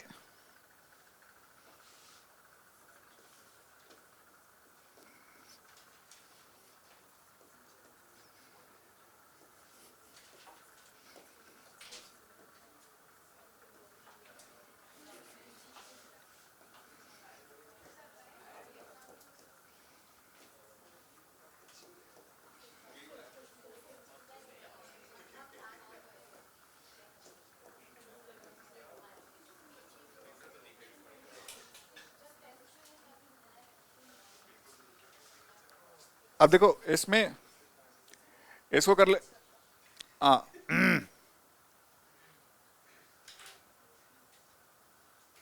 ठीक है। अभी क्या करें कि everyone has express their desire to join the party tonight, right. So इसमें क्या इंप्रूवमेंट लग रहा है, एवरी वन क्या है, इट्स इंडेफिनिट प्रोनाउन। नेचुरली जो वर्ब होगी दैट शुड बी सिंगुलर। अब देखो यहां पे क्या लग रहा है, देयर डिजायर, तो देयर क्या है, सिंगुलर है या प्लूरल प्रोनाउन है, प्लूरल प्रोनाउन है। सो नेचुरली यहां पे क्या यूज होगा, हिज यूज होगा। हालांकि अगेन मैं बता दे रहा हूं कि जहां पे जेंडर क्लियर ना हो वहां पे जनरली जनरली मैस्कुलिन जेंडर लगता है। हालांकि लगभग वो थोड़ा सा अवॉइड कर रहा है एग्जामिनिंग अथॉरिटी, ऑप्शंस में कभी भी हिज और हर नहीं देगा, क्योंकि अगर हिज और हर, किसी ने हिज मार दिया और किसी ने हर मार दिया, दोनों सही हो जाएंगे, ठीक है। और अगर उन्होंने हर को गलत काट दिया और कोई कोर्ट चला गया कि नहीं बताओ हर कैसे गलत है, तो हर बिल्कुल गलत नहीं होगा, वो भी फ्री एडमिशन।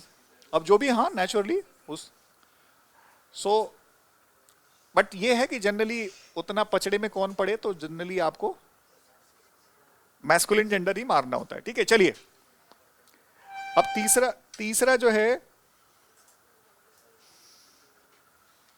सब लोगों ने ज्यादा पढ़ लिया आज। हम्म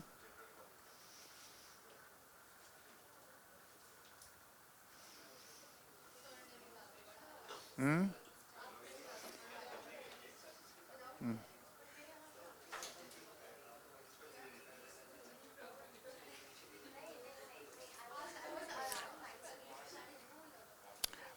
यहां से यहां से यहां से घर जाके कितना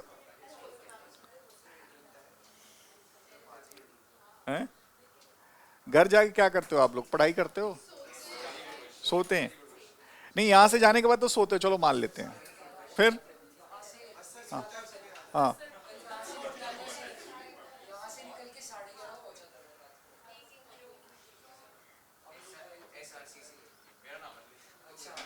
हाँ हाँ हाँ। ये कौन सा जुकाम था भैया? तो जुकाम की वजह से क्लास मत मिस किया करो। हैं?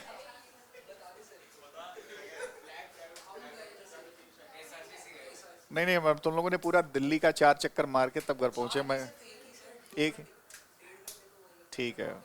सो मुझे लग रहा है कि उसमें मैराथन ज्वाइन कर रखा था, हैं? एक marathon. What do you do? नहीं, सोने के अलावा घर हो तो मान मान लिया मैंने, दिन भर तुम लोग कितने कितने, अच्छा अच्छा ऑनेस्टली बताना फिर तुम लोग यहाँ से जाने के बाद कितने घंटे घर पे कितनी देर पढ़ती हो स्टडी?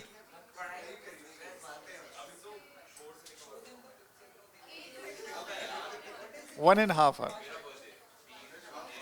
ये क्या मतलब, सब लोगों ने फिट कर लिया 1.5 आवर? अच्छा, 1.5 आवर।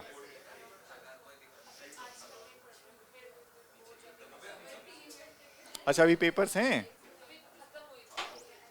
हाँ 2-4 दिन आराम कर लो, कोई बात नहीं, ठीक है। हाँ सही बात है, ह्यूमन राइट। घर जाके ये क्या कर रहे हो तुम लोग? मैं, ये बैग अपना रखो भाई, ठीक है।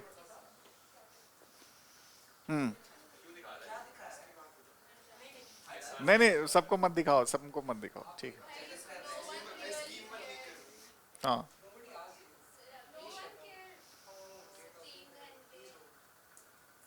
3 घंटे पढ़ाई हो जा रही है, ठीक है। क्लास का तो ऐड नहीं कर रहे हो ना? मतलब घर, घर पे जाके चलो 3 घंटे, ठीक है। अरे ठीक है, पढ़ रही है 3 घंटे तो उसमें क्या दिक्कत है? तुम उससे आधा घंटा मांग लेना जो है कि बहन हमारे लिए भी आधे घंटे पढ़ लो उसमें। हाँ 3 आवर्स, 3 to 3 to 4 आवर्स। हाँ तुमसे भी मैंने सोचा कि पूछ ही ले। हाँ तुम पढ़ती नहीं हो या अभी नहीं पढ़ रही हो?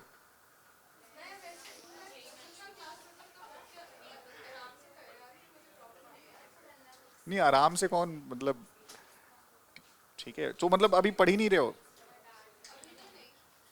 हाँ क्या? अच्छा, नहीं रिकवर हो रहे, चलो ये बात है, ठीक है। कितने दिन अभी लगेगा रिकवर होने में? नहीं नहीं, ये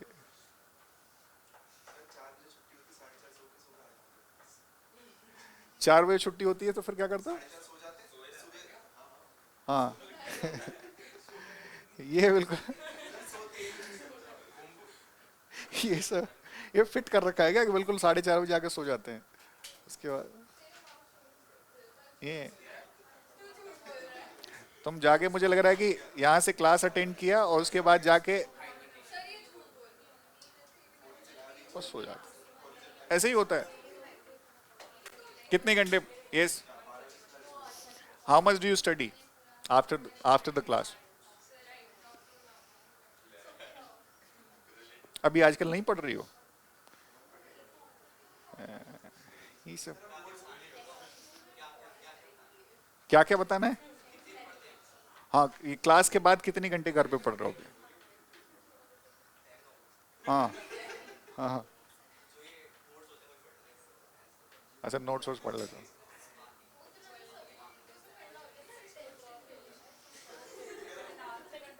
हैं?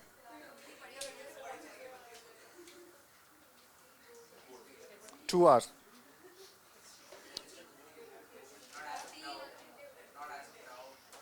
अच्छा अभी अभी पढ़ाई नहीं हो पाया?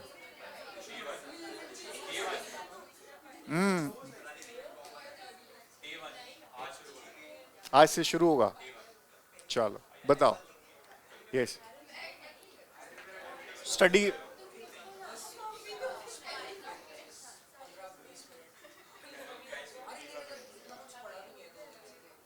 कोई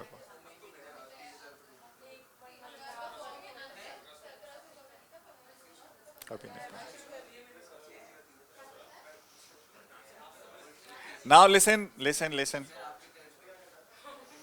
मैं एवरेज 3 to 4 आवर्स, हाँ हाँ एवरेज 3 to 4 आवर्स एवरेज में पढ़ लेता हूँ, ठीक है। नाउ लिसन लिसन लिसन, अरे ब्रेक नहीं छोड़ो, एक चीज ध्यान रखिए नाउ। हाँ, तुम ना पंचायत, इसको प्रेसिडेंट बना दो पंचायत की, ये जाकर के ये मीटिंग, ठीक है। देखिए you see, it's a very natural response, listen it's a very natural, अरे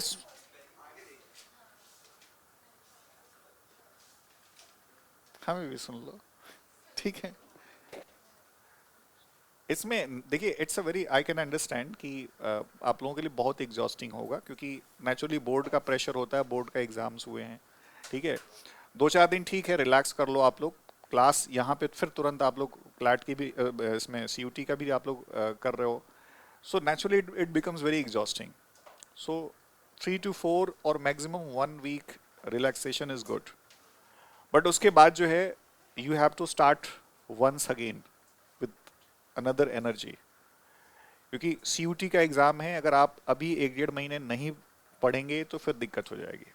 और आप ये मत सोचिए कि आप ही के साथ, almost everyone feels the same, कि लगता है अरे ठीक है पढ़ लेंगे, अभी तो बोर्ड का दिया है, अभी तो एग्जैक्टली, या it feels very exhausting mentally और फिजिकली ऑल्सो, क्योंकि बर्नआउट की फीलिंग आती है, राइट।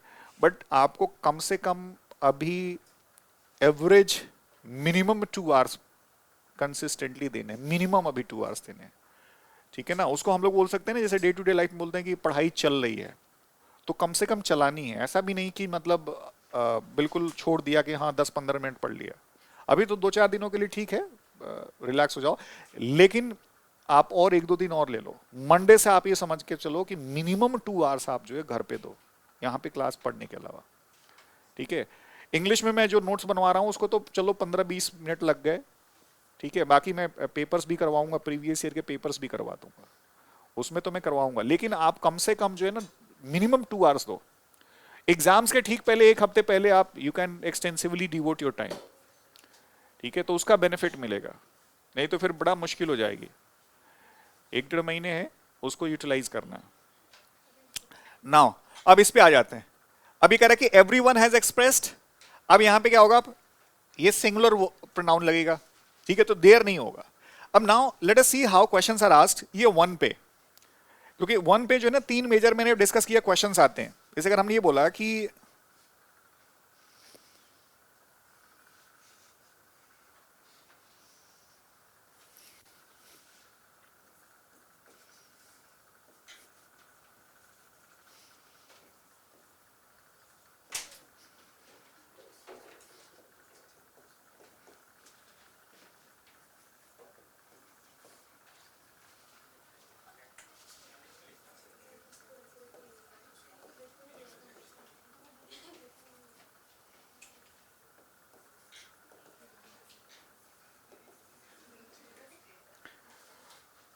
नाउ अब let us see the question. अभी कह रहा है कि one should work sincerely if he wants to succeed in his life. Now अब यहां पे क्या है, ये वन जो है एज ए सब्जेक्ट के रूप में आ गया है, इट्स एन इंडेफिनिट प्रोनाउन, ठीक है। सो अब एग्जैक्टली क्या है, अगर ये वन सब्जेक्ट के रूप में आ गया है तो देखिए one should work sincerely if ही, अब ये कौन सा केस है, ही कौन सा केस है, नॉमिनेटिव केस है। अब नॉमिनेटिव केस में यहां पे ना ही और शी यूज नहीं होगा, यहां पे क्या यूज होगा, वन यूज होगा, ठीक है। If one wants to succeed in, अब देखिए 2 जगह गलती आपको नहीं देगा, वो तो मैंने बनाकर ऐसे दे दिया। अब यहां पे हिज यूज नहीं होगा, यहां पे चूंकि पॉजेसिव केस है तो यहां पे नेचुरली क्या यूज होगा, हाँ पॉजेसिव आपका जो है प्रोनाउन वंस यूज होगा। So one should work sincerely if one wants to succeed in one's life, ठीक है। एक और क्वेश्चन लिखते हैं,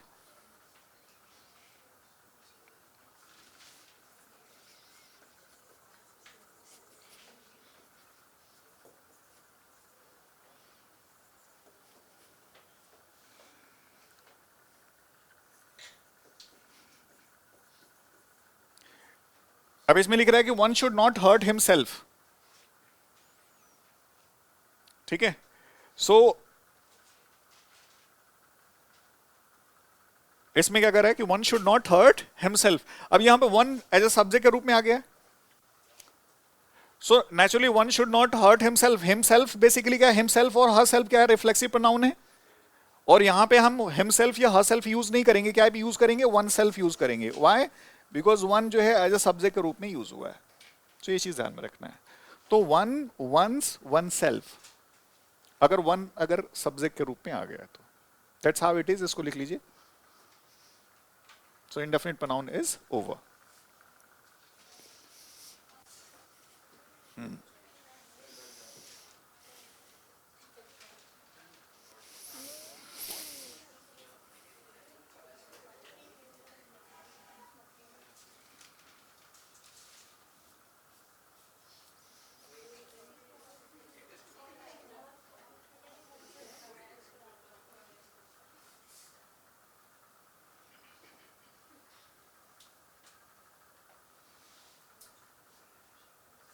नाउ चलिए, बस बस दो मेजर पॉइंट्स बचे हुए हैं। अब तक हम लोगों ने क्या कर लिया है? प्रोनाउन में हम लोगों ने nominative case, possessive case, objective case, persons पे क्वेश्चंस कर लिए। फिर उसके बाद डेमोन्स्ट्रेटिव प्रोनाउंस, और क्या किया? Reciprocal pronouns, distributive pronouns, indefinite pronouns. ठीक है, हम लोगों ने 8 मेजर कॉम्पिटेटिव पॉइंट्स डिस्कस कर लिए हैं प्रोनाउन पे। नाउ 2 रिमेनिंग पॉइंट्स हैं कॉम्पिटेटिव। इसको खत्म कर, फिर 2 को डिस्कस कर देंगे, फिर प्रोनाउन कंप्लीट हो जाएगा, फिर एडजेक्टिव हम लोग आ जाएंगे उस पर।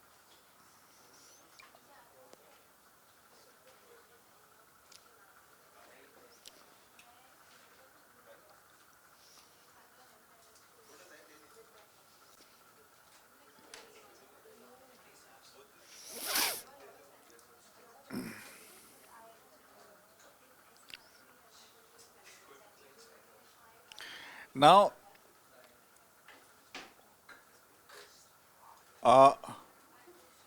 गेम खेलना है।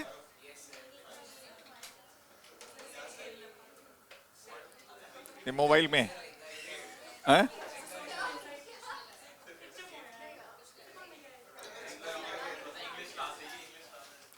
गेम खेलते हैं। Let us play a game. ठीक है, and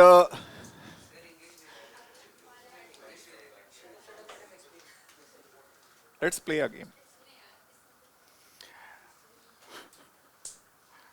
And the game is, I'm going to give you a situation. ठीक है, ये पंचायती देवी को ये इसको इसका इसका नाम रख देते हैं। सो इसको मुझे ये कहना चाह रही है कि मेरा नाम रख दो सर। ना, ये ये ये ये इमोशनल जो है ना, शी इज एक्सपर्ट एट, बताओ। सो इस इसमें let us give a situation. ठीक है, एक सिचुएशन में दे रहा हूं। The situation is ready. You are suppose to write on 5 to 6 sentences. नहीं नहीं, ये तुम लोगों को समझ में आ गया, तुम लोगों को बस के बात नहीं। नहीं, अब नहीं दूंगा मैं। ये लोग सोचे थे गाना गाने की बात होगी। राइट, चलो किसी और दिन देंगे ना। ठीक है, बिकॉज जो एक्सप्रेशन मिल गया उतना ही सफिशिएंट है। ओके, नाउ बस 2 कॉम्पिटेटिव पॉइंट्स हैं। एक है इंटेरोगेटिव प्रोनाउंस। इंटेरोगेटिव प्रोनाउंस,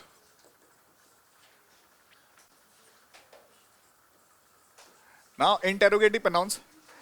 अब देखिए, जो इंटेरोगेटिव प्रोनाउंस हैं, ये नेचुरली जैसे नाम है इंटेरोगेट, इंटेरोगेट वर्ड से मिलके बना है।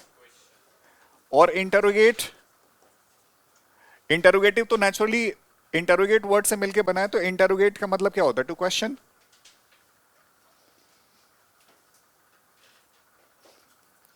यानी प्रोनाउंस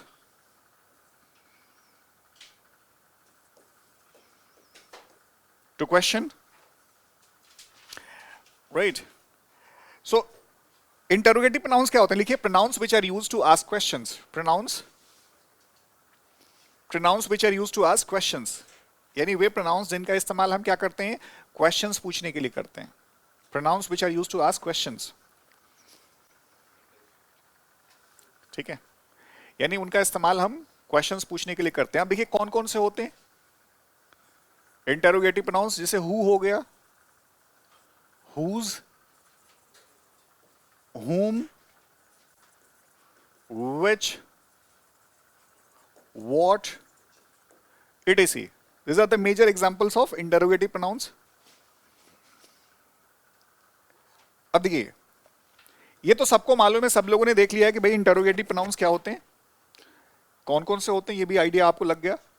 अब देखिए क्वेश्चन जो है ना, आपको हुज पे क्वेश्चन नहीं पूछता है, क्योंकि it's very normal, anyone can tell it, whose pen is this, whose book is that, तो इस पे क्वेश्चन नहीं आता। व्हाट पे भी क्वेश्चन नहीं पूछा जाता, क्योंकि व्हाट सबको मालूम है, what are you doing, what is this, what is that, ये इट्स वेरी सिंपल। सो इसमें कोई क्वेश्चन नहीं आते हैं। इस पे जो क्वेश्चंस आते हैं 98% जो क्वेश्चंस आते हैं ना, वो हु और हुम के डिफरेंस पे आते हैं, ठीक है। हालांकि हुम जो है ना मॉडर्न यूसेज में क्या हो गया है, ये it has become obsolete. Obsolete ये वोकेबलरी का वर्ड है, इसका मतलब होता है आउट ऑफ यूज, आउटडेटेड हो गया है, ठीक है, क्योंकि मॉडर्न इंसान ज्यादा दिमाग नहीं लड़ाना चाहता है, बस वो उसको लग रहा है कि हर जगह हु यूज कर रहा है। हुम यूज जो है they tend to avoid it, but आपको ऐसा नहीं करना है, क्योंकि कंपटीशन में क्वेश्चन जानबूझ के पूछा जाता है, राइट। अब देखिए हु और हुम, एक चीज ध्यान रखिए, हु और हुम का, हु हमेशा किसके, कौन सा केस है, सब्जेक्टिव केस है, नॉमिनेटिव केस, यानी हमेशा सब्जेक्ट के रूप में आएगा। और हुम जो है आपको ध्यान में रखना है कि ये ऑब्जेक्टिव केस में है, तो हमेशा किसके रूप में आएगा, ऑब्जेक्ट के रूप में आएगा, ठीक है। अब वो गलती क्या करते हैं कि ऑब्जेक्ट को वो सब्जेक्ट की जगह पे रख देते हैं, सब्जेक्ट को ऑब्जेक्ट की जगह पे रख देते हैं। सो पहला मेजर जो गलती वो यही करता है, राइट। सो इसको लिख लीजिए, फिर हम लोग डिस्कस करते हैं कैसे।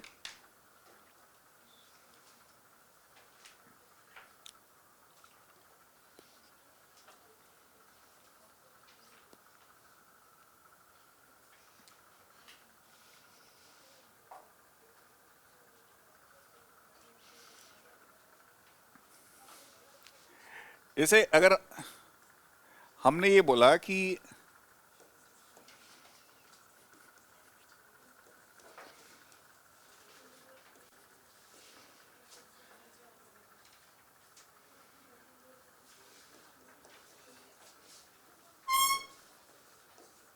अब ये सेंटेंस है,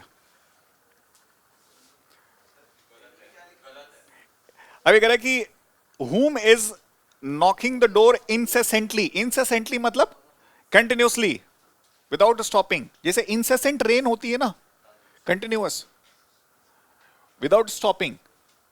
सो ये कह रहे, अब देखिए whom, एक चीज ध्यान रखिए, द डोर क्या है,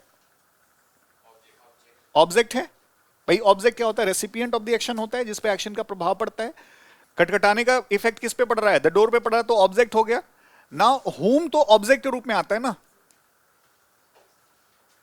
यहां पे क्या रिक्वायर्ड है, सब्जेक्ट रिक्वायर्ड है, तो सब्जेक्ट रिक्वायर्ड है तो नेचुरली यहां पे क्या होगा, हु यूज होगा। तो who is knocking the door incessantly. Now इसी क्वेश्चंस को अगर हमने ये कहा कि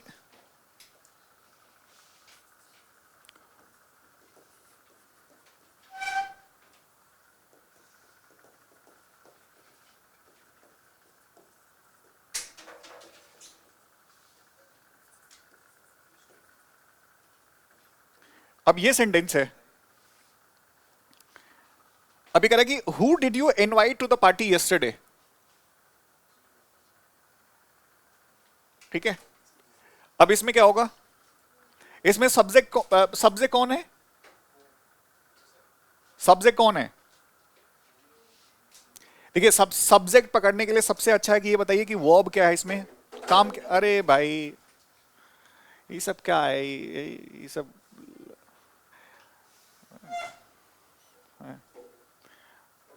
मतलब ये तो गलत बात है ना कि उसका देखो, उसका पानी पी लिए, पानी पीने के बाद उसका काम खत्म, यूज एंड थ्रो है।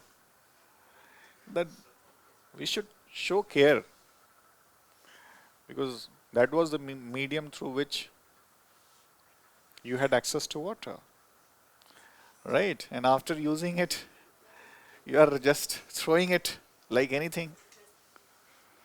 हाँ, ये तो ठीक नहीं है ना. You should have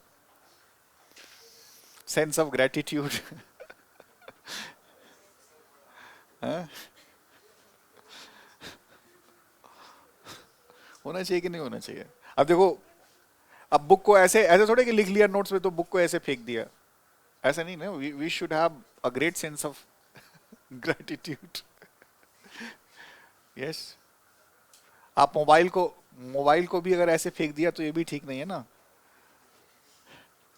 उसको भी प्रेम से रखना चाहिए. That is something. So and देखो how valuable is it. So इसमें चलो आ जाओ. So who did you invite to the party. अब यहाँ पे देखो, जब भी आपको ढूंढना है कि भाई सब्जेक्ट क्या है तो क्या है, सब्जेक्ट नेचुरली इनवाइट करने का काम कौन कर रहा है? यू कर रहा है. अब देखिए व्हाट हैपेंस कि मेजॉरिटी ऑफ द केस में in the most cases subject पहले आता है सेंटेंस के, but it is not necessary कि it will always be the same. ठीक है. अब यहां पे बेसिकली क्या, हु किसके रूप में आता है? सब्जेक्ट के रूप में आता है, लेकिन सब्जेक्ट तो यू है. यहां पे क्या होगा? हुम होगा. समझ में आ गई बात सबको? तो हु की जगह पे हुम और हुम की जगह पे हु करके ये 98% क्वेश्चंस इस पे आते हैं इंटरोगेटिव प्रोनाउंस पे. नाउ अब देखिए,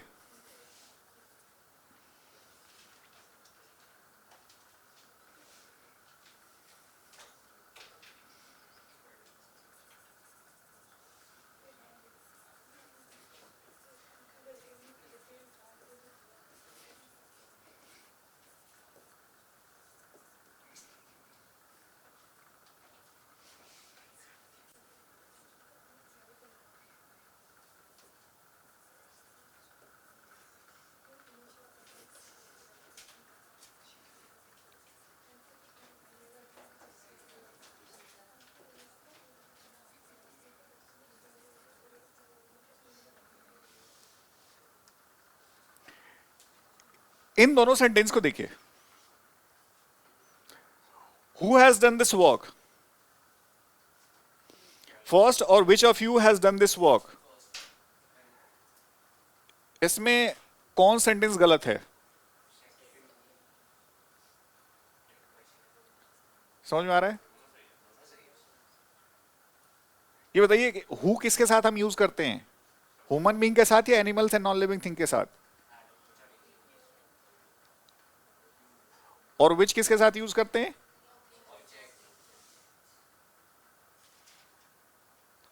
जैसे हमने कहा कि who has done this work. ठीक है. तो यहां पे क्या है? अब ये बोल रहा है विच ऑफ यू, तो यहां पे विच होगा या हु होगा?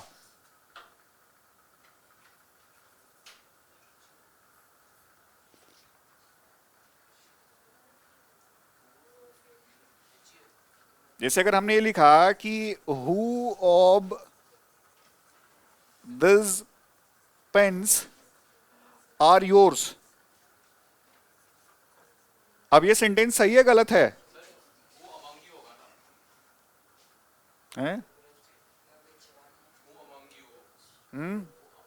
यहां पे who of this pens are yours, ये गलत है या सही है? सब थक गए हैं, उनका दिमाग काम नहीं कर रहा है एकदम बिल्कुल पढ़ते पढ़ते सुबह से. हैं? देखिए अब यहां पे विच क्यों होगा, हु नहीं होगा तो? क्योंकि ये ऑब्जेक्ट्स हैं. तो यहां पे क्या होगा? विच ऑफ यू की जगह पे हु होगा कि विच होगा? यू क्या है? ह्यूमन बीइंग है या नॉन लिविंग थिंग्स है? लिखिए, इस पे फंसाने वाली बात हो जाती. लिखिए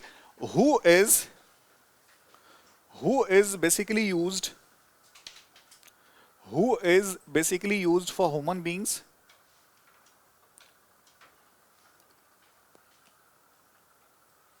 who is basically used for human beings, while which for animals and non-living things, while which for animals and non-living things. तो ये क्या कह रहा है कि हु जो है हम किसके लिए यूज करते हैं, ह्यूमन बींग्स के लिए यूज करते हैं, और विच जो है animals and non living things के लिए यूज करते हैं. ठीक है. अब ये बात तो बचपन से हम लोग सुन रहे हैं, वी हैव बीन प्रैक्टिसिंग, इसमें कोई नई बात नहीं है. लिखिए बट अब यही चीज कॉम्पिटिटिव आपको घुमा देगा. But when we have to select someone, but when we have to select someone but when we have to select someone out of but when we have to select someone out of a definite number of people, out of a definite number of people, which is used instead of who, which is used instead of who. ठीक है.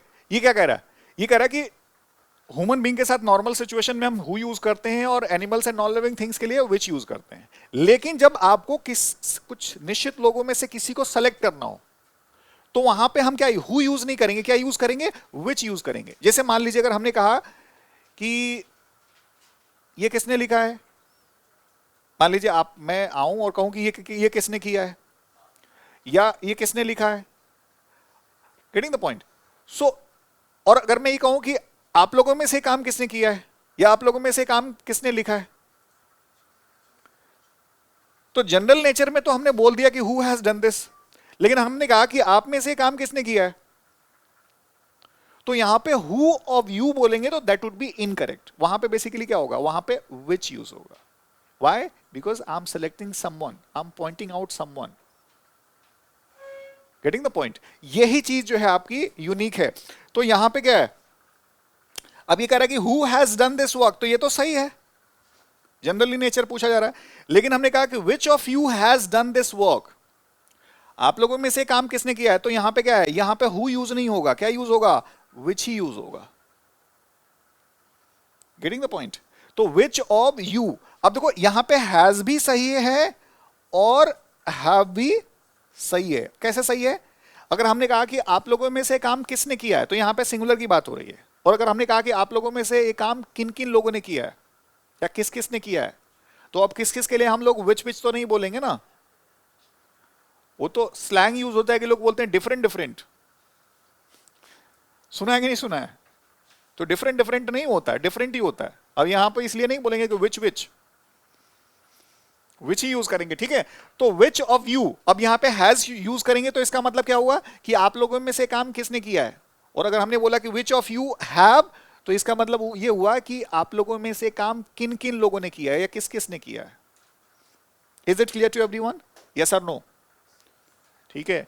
So ये चीज लिख लीजिए. बाकी ये who of this pens, तो who of this pens naturally who use नहीं होगा. क्यों, क्योंकि animals and non living things के लिए वो किसी भी फॉर्म में विच ही यूज होता है. बस ये ह्यूमन बीइंग के साथ ऐसा है, ये बस ह्यूमन बीइंग के साथ ये ऐसा है कि जब भी आपको सेलेक्ट करना होगा किसी भी, मतलब कई लोगों में से किसी को भी, तो वहां पे हम विच यूज करते हैं, हु यूज नहीं करते हैं. ठीक है. जैसे आपने कहा कि उन लोगों में से तुम्हारा बेस्ट फ्रेंड कौन है, या उन लोगों में से फला आदमी कौन है, तो वहां पे बेसिकली हम विच ऑफ देम बोलेंगे, हु ऑफ देम नहीं बोलेंगे. Getting the point. सो इसको पूरा जो है इंटरोगेटिव प्रोनाउंस जो है,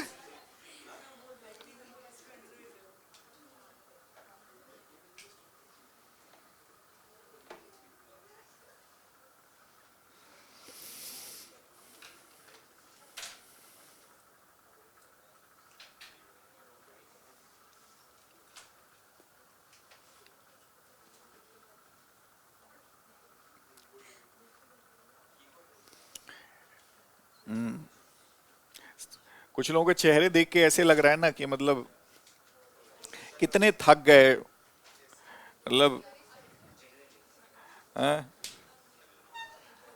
मतलब हमें तो गिल्ट होने लग रहा है, ये बच्चे कितने थक गए। हाँ?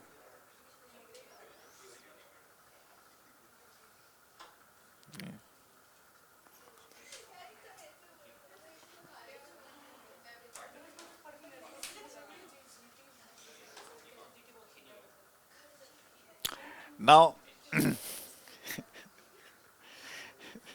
एक वो ले आया करो ना, एक चादर ले आया करो, चादर लपेट के ऐसे लेट जाओ जो बस।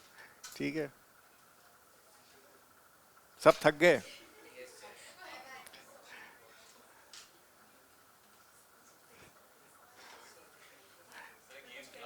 गेम खिलाते हैं? नहीं नहीं, गेम गेम गेम तो हमारा गेम ऐसे ही होता है। I will give you some kind of situation, right? अच्छा चलो, लिखना नहीं है, फिर सेंटेंस मेकिंग करना है। बस पढ़ाई पढ़ा लो। हाँ, ये अच्छा है। हाँ?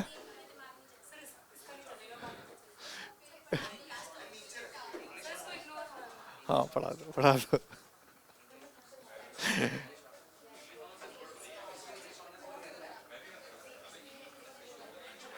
अच्छा, बस बस एक एक कॉम्पिटेटिव पॉइंट है, उसको पढ़ा के उसके बाद खत्म हो जाएगा।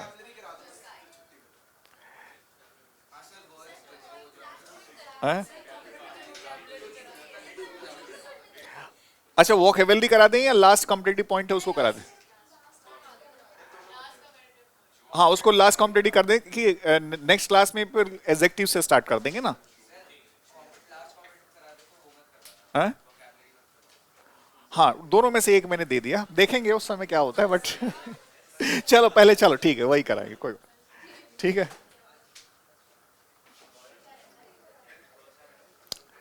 Now relative pronouns, relative pronouns, you see relative pronouns पे 6 से 7 क्वेश्चंस आते हैं। इट्स एक्सट्रीमली इंपॉर्टेंट सेक्शन, और बहुत ही फ्रीक्वेंसी से क्वेश्चंस आते हैं। क्या है? क्या हो गया उसे?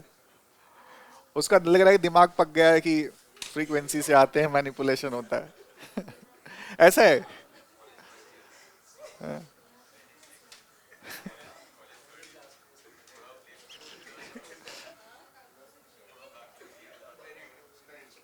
ये अब मुझे लग रहा है कि मुझे लग रहा है कि कुछ लोगों का मोबाइल जो है ना, मुझे जब्त कर लेना चाहिए। हाँ, ठीक है। सो इसमें इसमें यही लगता है कि आप कुछ भी जब्त कर लीजिए, लेकिन मोबाइल मत करिए। हैं? ठीक है ना? चलो, इसको इसको कर लेते हैं, थोड़ा सा बस बचा है, लास्ट पॉइंट है कॉम्पिटिटिव, इसको समझ लेते हैं। ठीक है, देखो रिलेटिव प्रोनाउंस, रिलेटिव प्रोनाउंस इसको हम समझ ले। जैसे कि बोल रहे ना कि रिलेटिव्स, रिलेटिव्स कौन होते हैं? हैं? अरे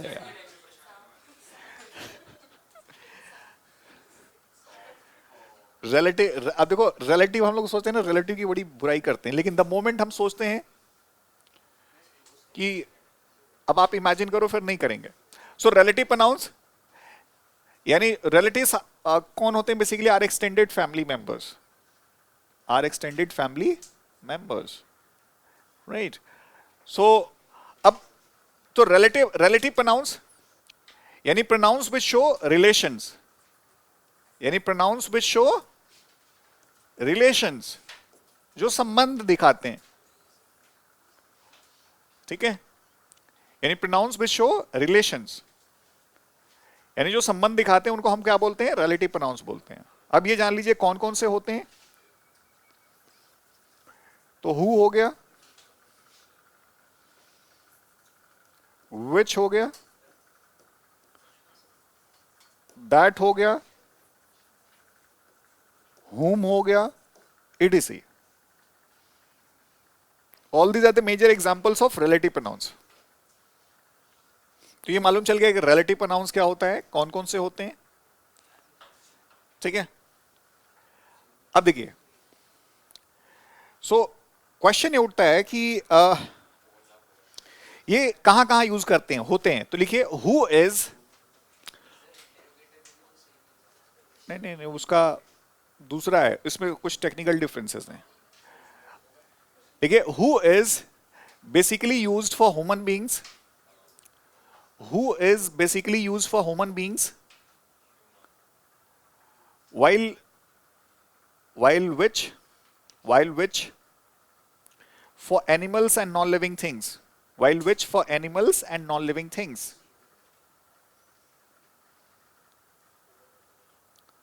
who is basically used for human beings, while which for animals and non-living things. Next point लिखिए, relative pronoun that, relative pronoun that को सिंगल इनवर्टेड कॉमा में डाल दीजिए। relative pronoun that is not only used for human beings, relative pronoun that is not only used for human beings but also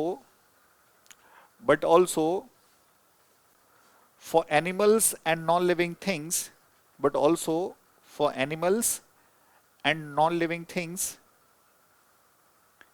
in a specific way, या in a specific या particular sense, in a specific sense या particular sense।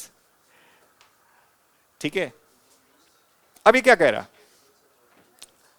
अब ये कह रहा है कि भाई हु जो है हम ह्यूमन बीइंग के साथ यूज करते हैं, विच कहां यूज करते हैं, animals and non living things के लिए यूज करते हैं, जबकि जो रिलेटिव प्रोनाउन दैट है वो ना केवल ह्यूमन बीइंग के साथ यूज करते हैं बल्कि animals and non living things के साथ यूज करते हैं in a specific sense, in a particular sense.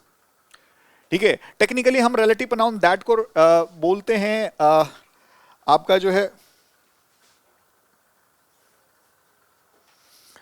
ये, इनको जो है ना हम क्लॉज बोलते हैं।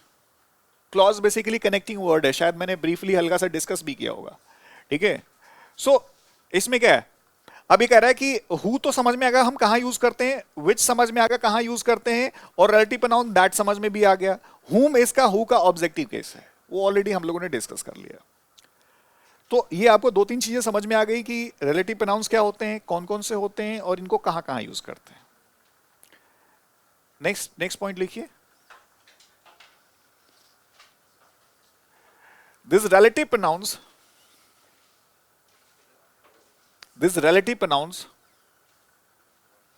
show relations. These relative pronouns show relations to a noun or a pronoun. These relative pronouns show relations to a noun or a pronoun which comes before them, जो इनसे पहले आता है, which comes before them। ठीक है, यानी इनसे जो है ना पहले आता है, जो भी नाउन या प्रोनाउन आएगा उनसे क्या दिखाते हैं, ये रिलेशंस दिखाते हैं। ये समझ में आएगा किससे रिलेशन दिखाते हैं, किसी नाउन या प्रोनाउन से रिलेशन दिखाते हैं। वो कहां आता है, वो इन रिलेटिव प्रोनाउन से पहले आता है। ठीक है, नेक्स्ट पॉइंट लिखिए,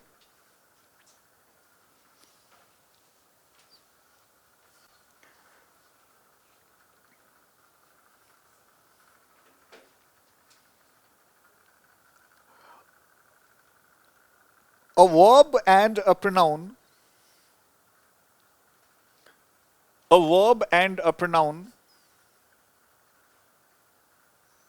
are,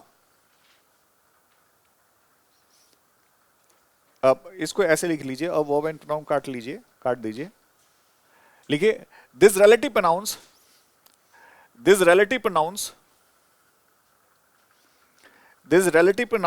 have no gender, these relative pronouns have no gender and number of their own. These relative pronouns have no gender and number of their own. In relative pronouns का basically क्या है, ना इनका कोई अपना gender है और ना ही कोई नंबर है। ठीक है, सो ये बेसिकली क्या है, ये कह रहा है कि ना इनका कोई जेंडर है और ना ही कोई नंबर है. देखिए that's the reason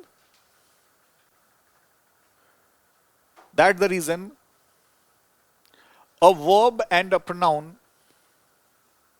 and that's the reason a verb and a pronoun are never used, and that's the reason a verb and a pronoun are never used according to them. According to them का मतलब आगे brackets में लिख लीजिए relative pronouns, and that's the reason a verb and a pronoun are never used according to them. Them का मतलब आगे brackets में लिख लीजिए relative pronouns. Instead of, उसकी जगह पे instead of are used, instead of are used, instead of are used, उसकी जगह पे इस्तेमाल होते हैं instead of are used according to their antecedent. Instead of are used according to their antecedent.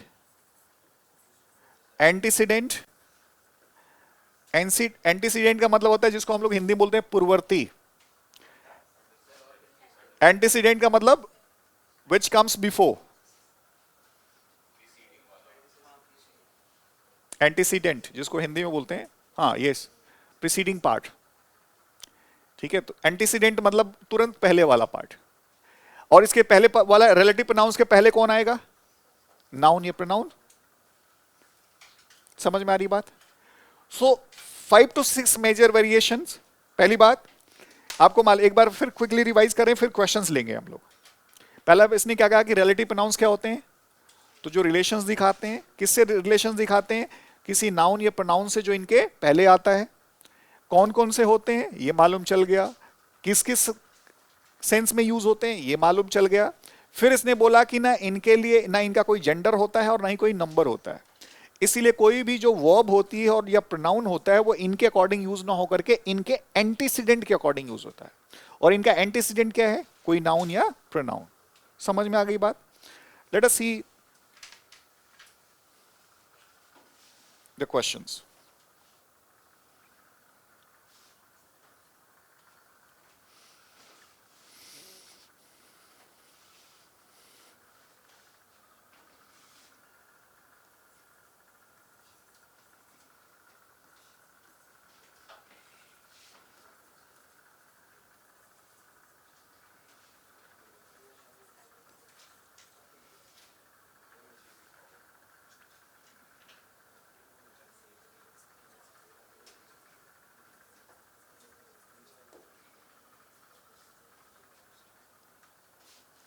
ये सेंटेंस है.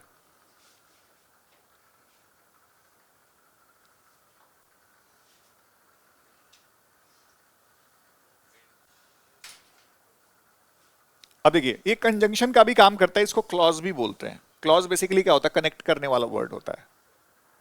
अभी कह रहा है कि she gave me a pen who was very useful. तो इसमें हु अभी क्या है? ये रिलेटिव प्रोनाउन है. ये रिलेशन दिखा रहा है. किससे रिलेशन दिखा रहा है? अब पेन से. अब animal and non living things के लिए हम क्या यूज करते हैं? विच यूज करते हैं. तो ये बहुत ही फंडामेंटल एरर है. तो यहां पे हु की जगह पे क्या होगा? विच यूज होगा. ठीक है.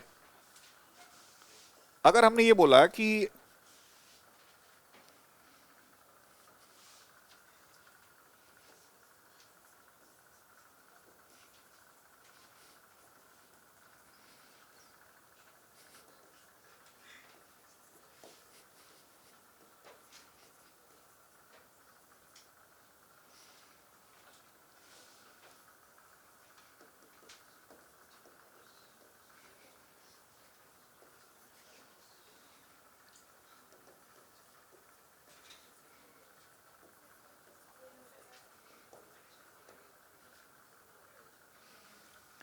इस सेंटेंस को देखिए.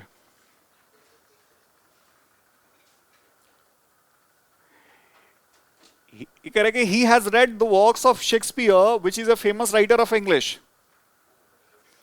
अब देखिए Shakespeare, it's name of a writer, an individual, a human being. अब यहां पे विच क्या उससे रिलेशन दिखा रहा है। भाई रिलेटिव प्रोनाउन क्या होता है, जो रिलेशंस दिखाए, और किससे रिलेशन दिखाए, उसके अपने एंटीसीडेंट के अकॉर्डिंग।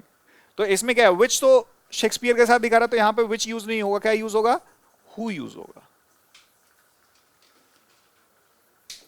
तो ये दूसरा फंडामेंटल, तो हु की जगह पे विच की जगह पे हु, ये बहुत ही फंडामेंटल क्वेश्चन दे देता है ना।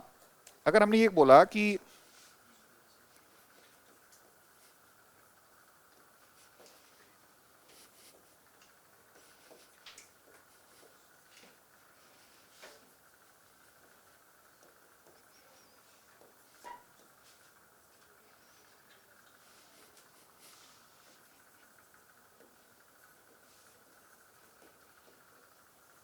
अब ये सेंटेंस है,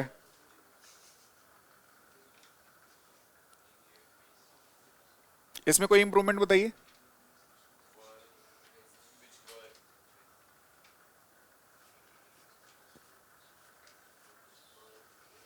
अब देखिए, he gave me some books, he gave me some books. अब ये बुक्स है ना, अब विच, विच दिखा रहा है तो ठीक है, क्योंकि विच तो यूज होगा। अब यहां पे बेसिकली इज दिया है ना, इज की जगह पे आप आर लगा सकते हैं, वर भी लगा सकते हैं, बट बेसिकली क्या होता है कि जो प्रेजेंट स्टेट दिखाता है तो उसको हम प्रेजेंट में ही जनरली रखते हैं, ठीक है ना। तो ये चीज ध्यान में रखना है कि यहां पे बेसिकली क्या होगा, वो सिंगुलर नहीं होगा, वो क्या होगा, कौन सी वर्ब होगी, प्लूरल होगी, ठीक है। अब प्लूरल होगी तो नेचुरली क्यों होगी, क्योंकि विच के अकॉर्डिंग नहीं लगेगा, ये जो भी वर्ब होगी वो रिलेटिव प्रोनाउन के एंटीसीडेंट के अकॉर्डिंग लगेगी, और एंटीसीडेंट क्या है, सिंगुलर है या प्लूरल है, प्लूरल है। अब प्लूरल है तो naturally it requires a plural verb. समझ में आ रही बात ना। अब और देखो कैसे क्वेश्चंस मैनिपुलेट करेगा। अगर हमने ये बोला कि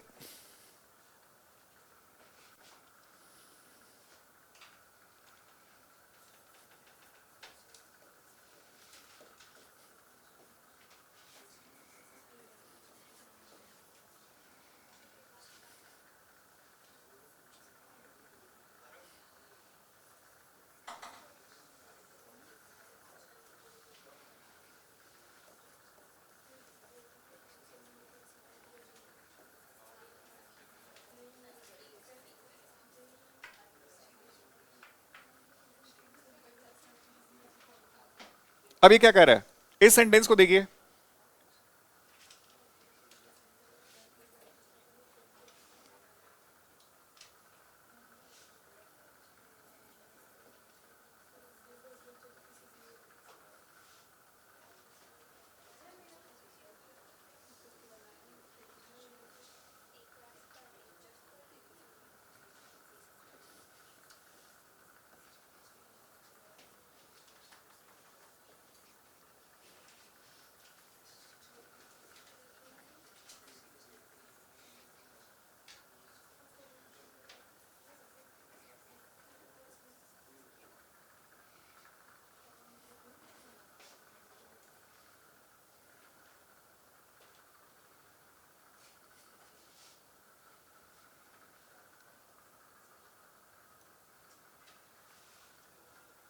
ठीक है।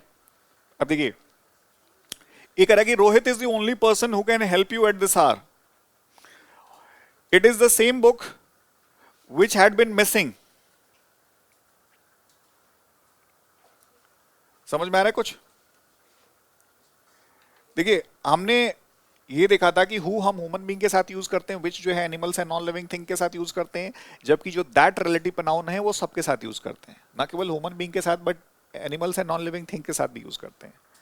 अब इसमें देखिए क्या है, लेकिन ये तो बड़ा कंफ्यूजिंग कॉन्सेप्ट हो गया कि आखिर हु और हु विच कहां यूज करते हैं। तो लिखिए, after certain expressions,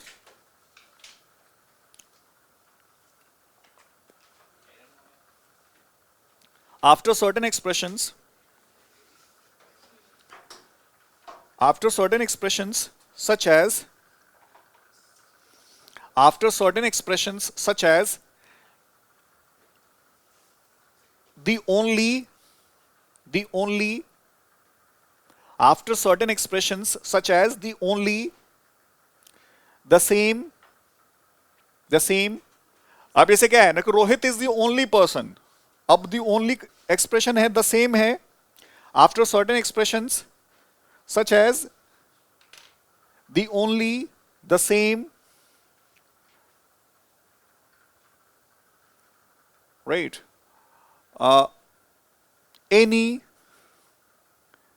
any, and superlative degree. Superlative degree क्या होती है? Good, better, best, highest degree दिखाती है. हम लोग डिग्री पढ़ेंगे एडजेक्टिव में तो, या you must have read it. And after superlative degree, relative pronoun that is used instead of who and which. Relative pronoun that is used instead of who and which. तो हम क्या use करते हैं? Relative pronoun that का इस्तेमाल करते हैं who और विच की जगह पे. ठीक है. सो इसमें क्या होगा? अभी बोला कि Rohit is the only person. अब देखिए कुछ सर्टेन एक्सप्रेशंस हैं जैसे द ओनली, तो यहां पे हु की जगह पे हम क्या यूज करेंगे? दैट यूज करेंगे.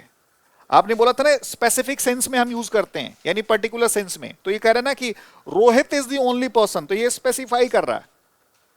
ठीक है. उसी तरीके से it is the same book, तो विच की जगह पे हम क्या यूज करेंगे? दैट यूज करेंगे. एक सेंटेंस और है, उसको लिख लो. इतना क्या करोगे घर जाकर? बस जैसे अगर हमने ये बोला कि शी इज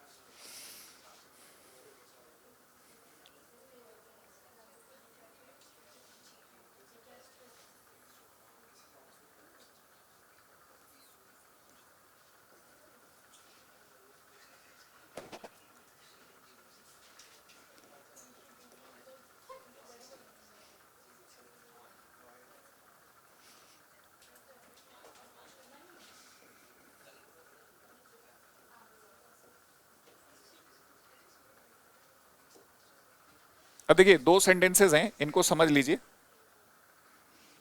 उसके बाद जो है फिर छुट्टी हो जाएगी, फिर तो खत्म हो जाएगा, कोई इशू नहीं. नाउ अभी कह रहा है कि she is one of the best dancers. अब ये कौन सी डिग्री है? सुपरलेटिव डिग्री है. She is one of the best dancers. अब ये सेंटेंस सही है गलत है?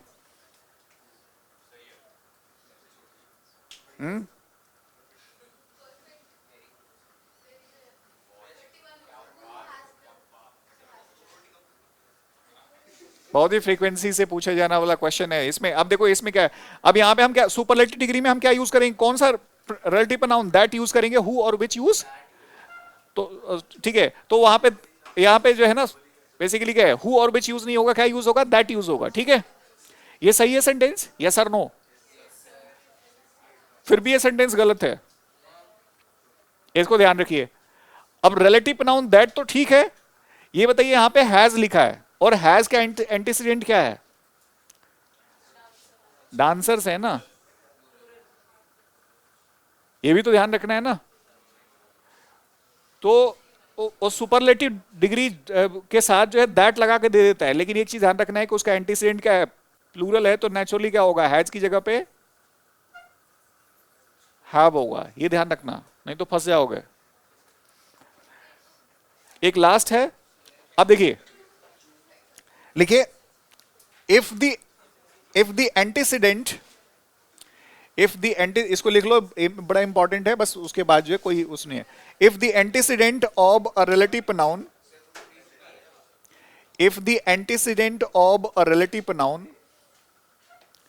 if the antecedents if the antecedents of a relative pronoun are a human being,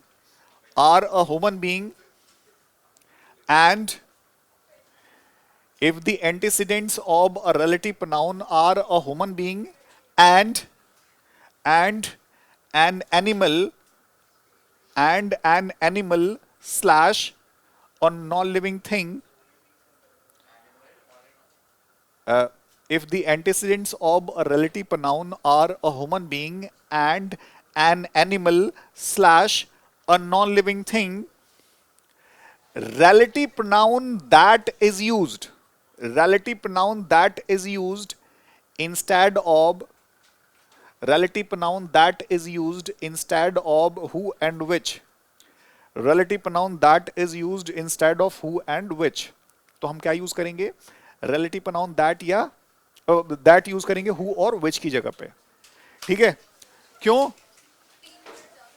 कि she has a son and a pet.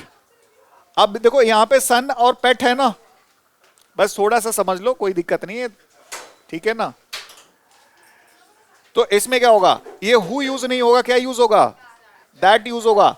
अच्छा एक चीज ध्यान रखिए, अगर मान लो दैट लगा के दे दिया तो ये आर गलत है या सही है,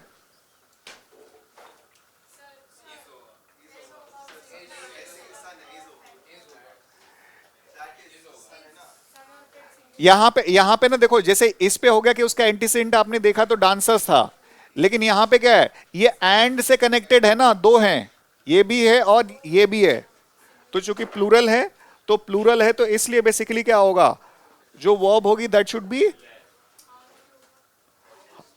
प्लूरल होगी. समझ में आ रही बात, ठीक है ना. चलिए ठीक है, so pronoun is over. Thank you. ठीक.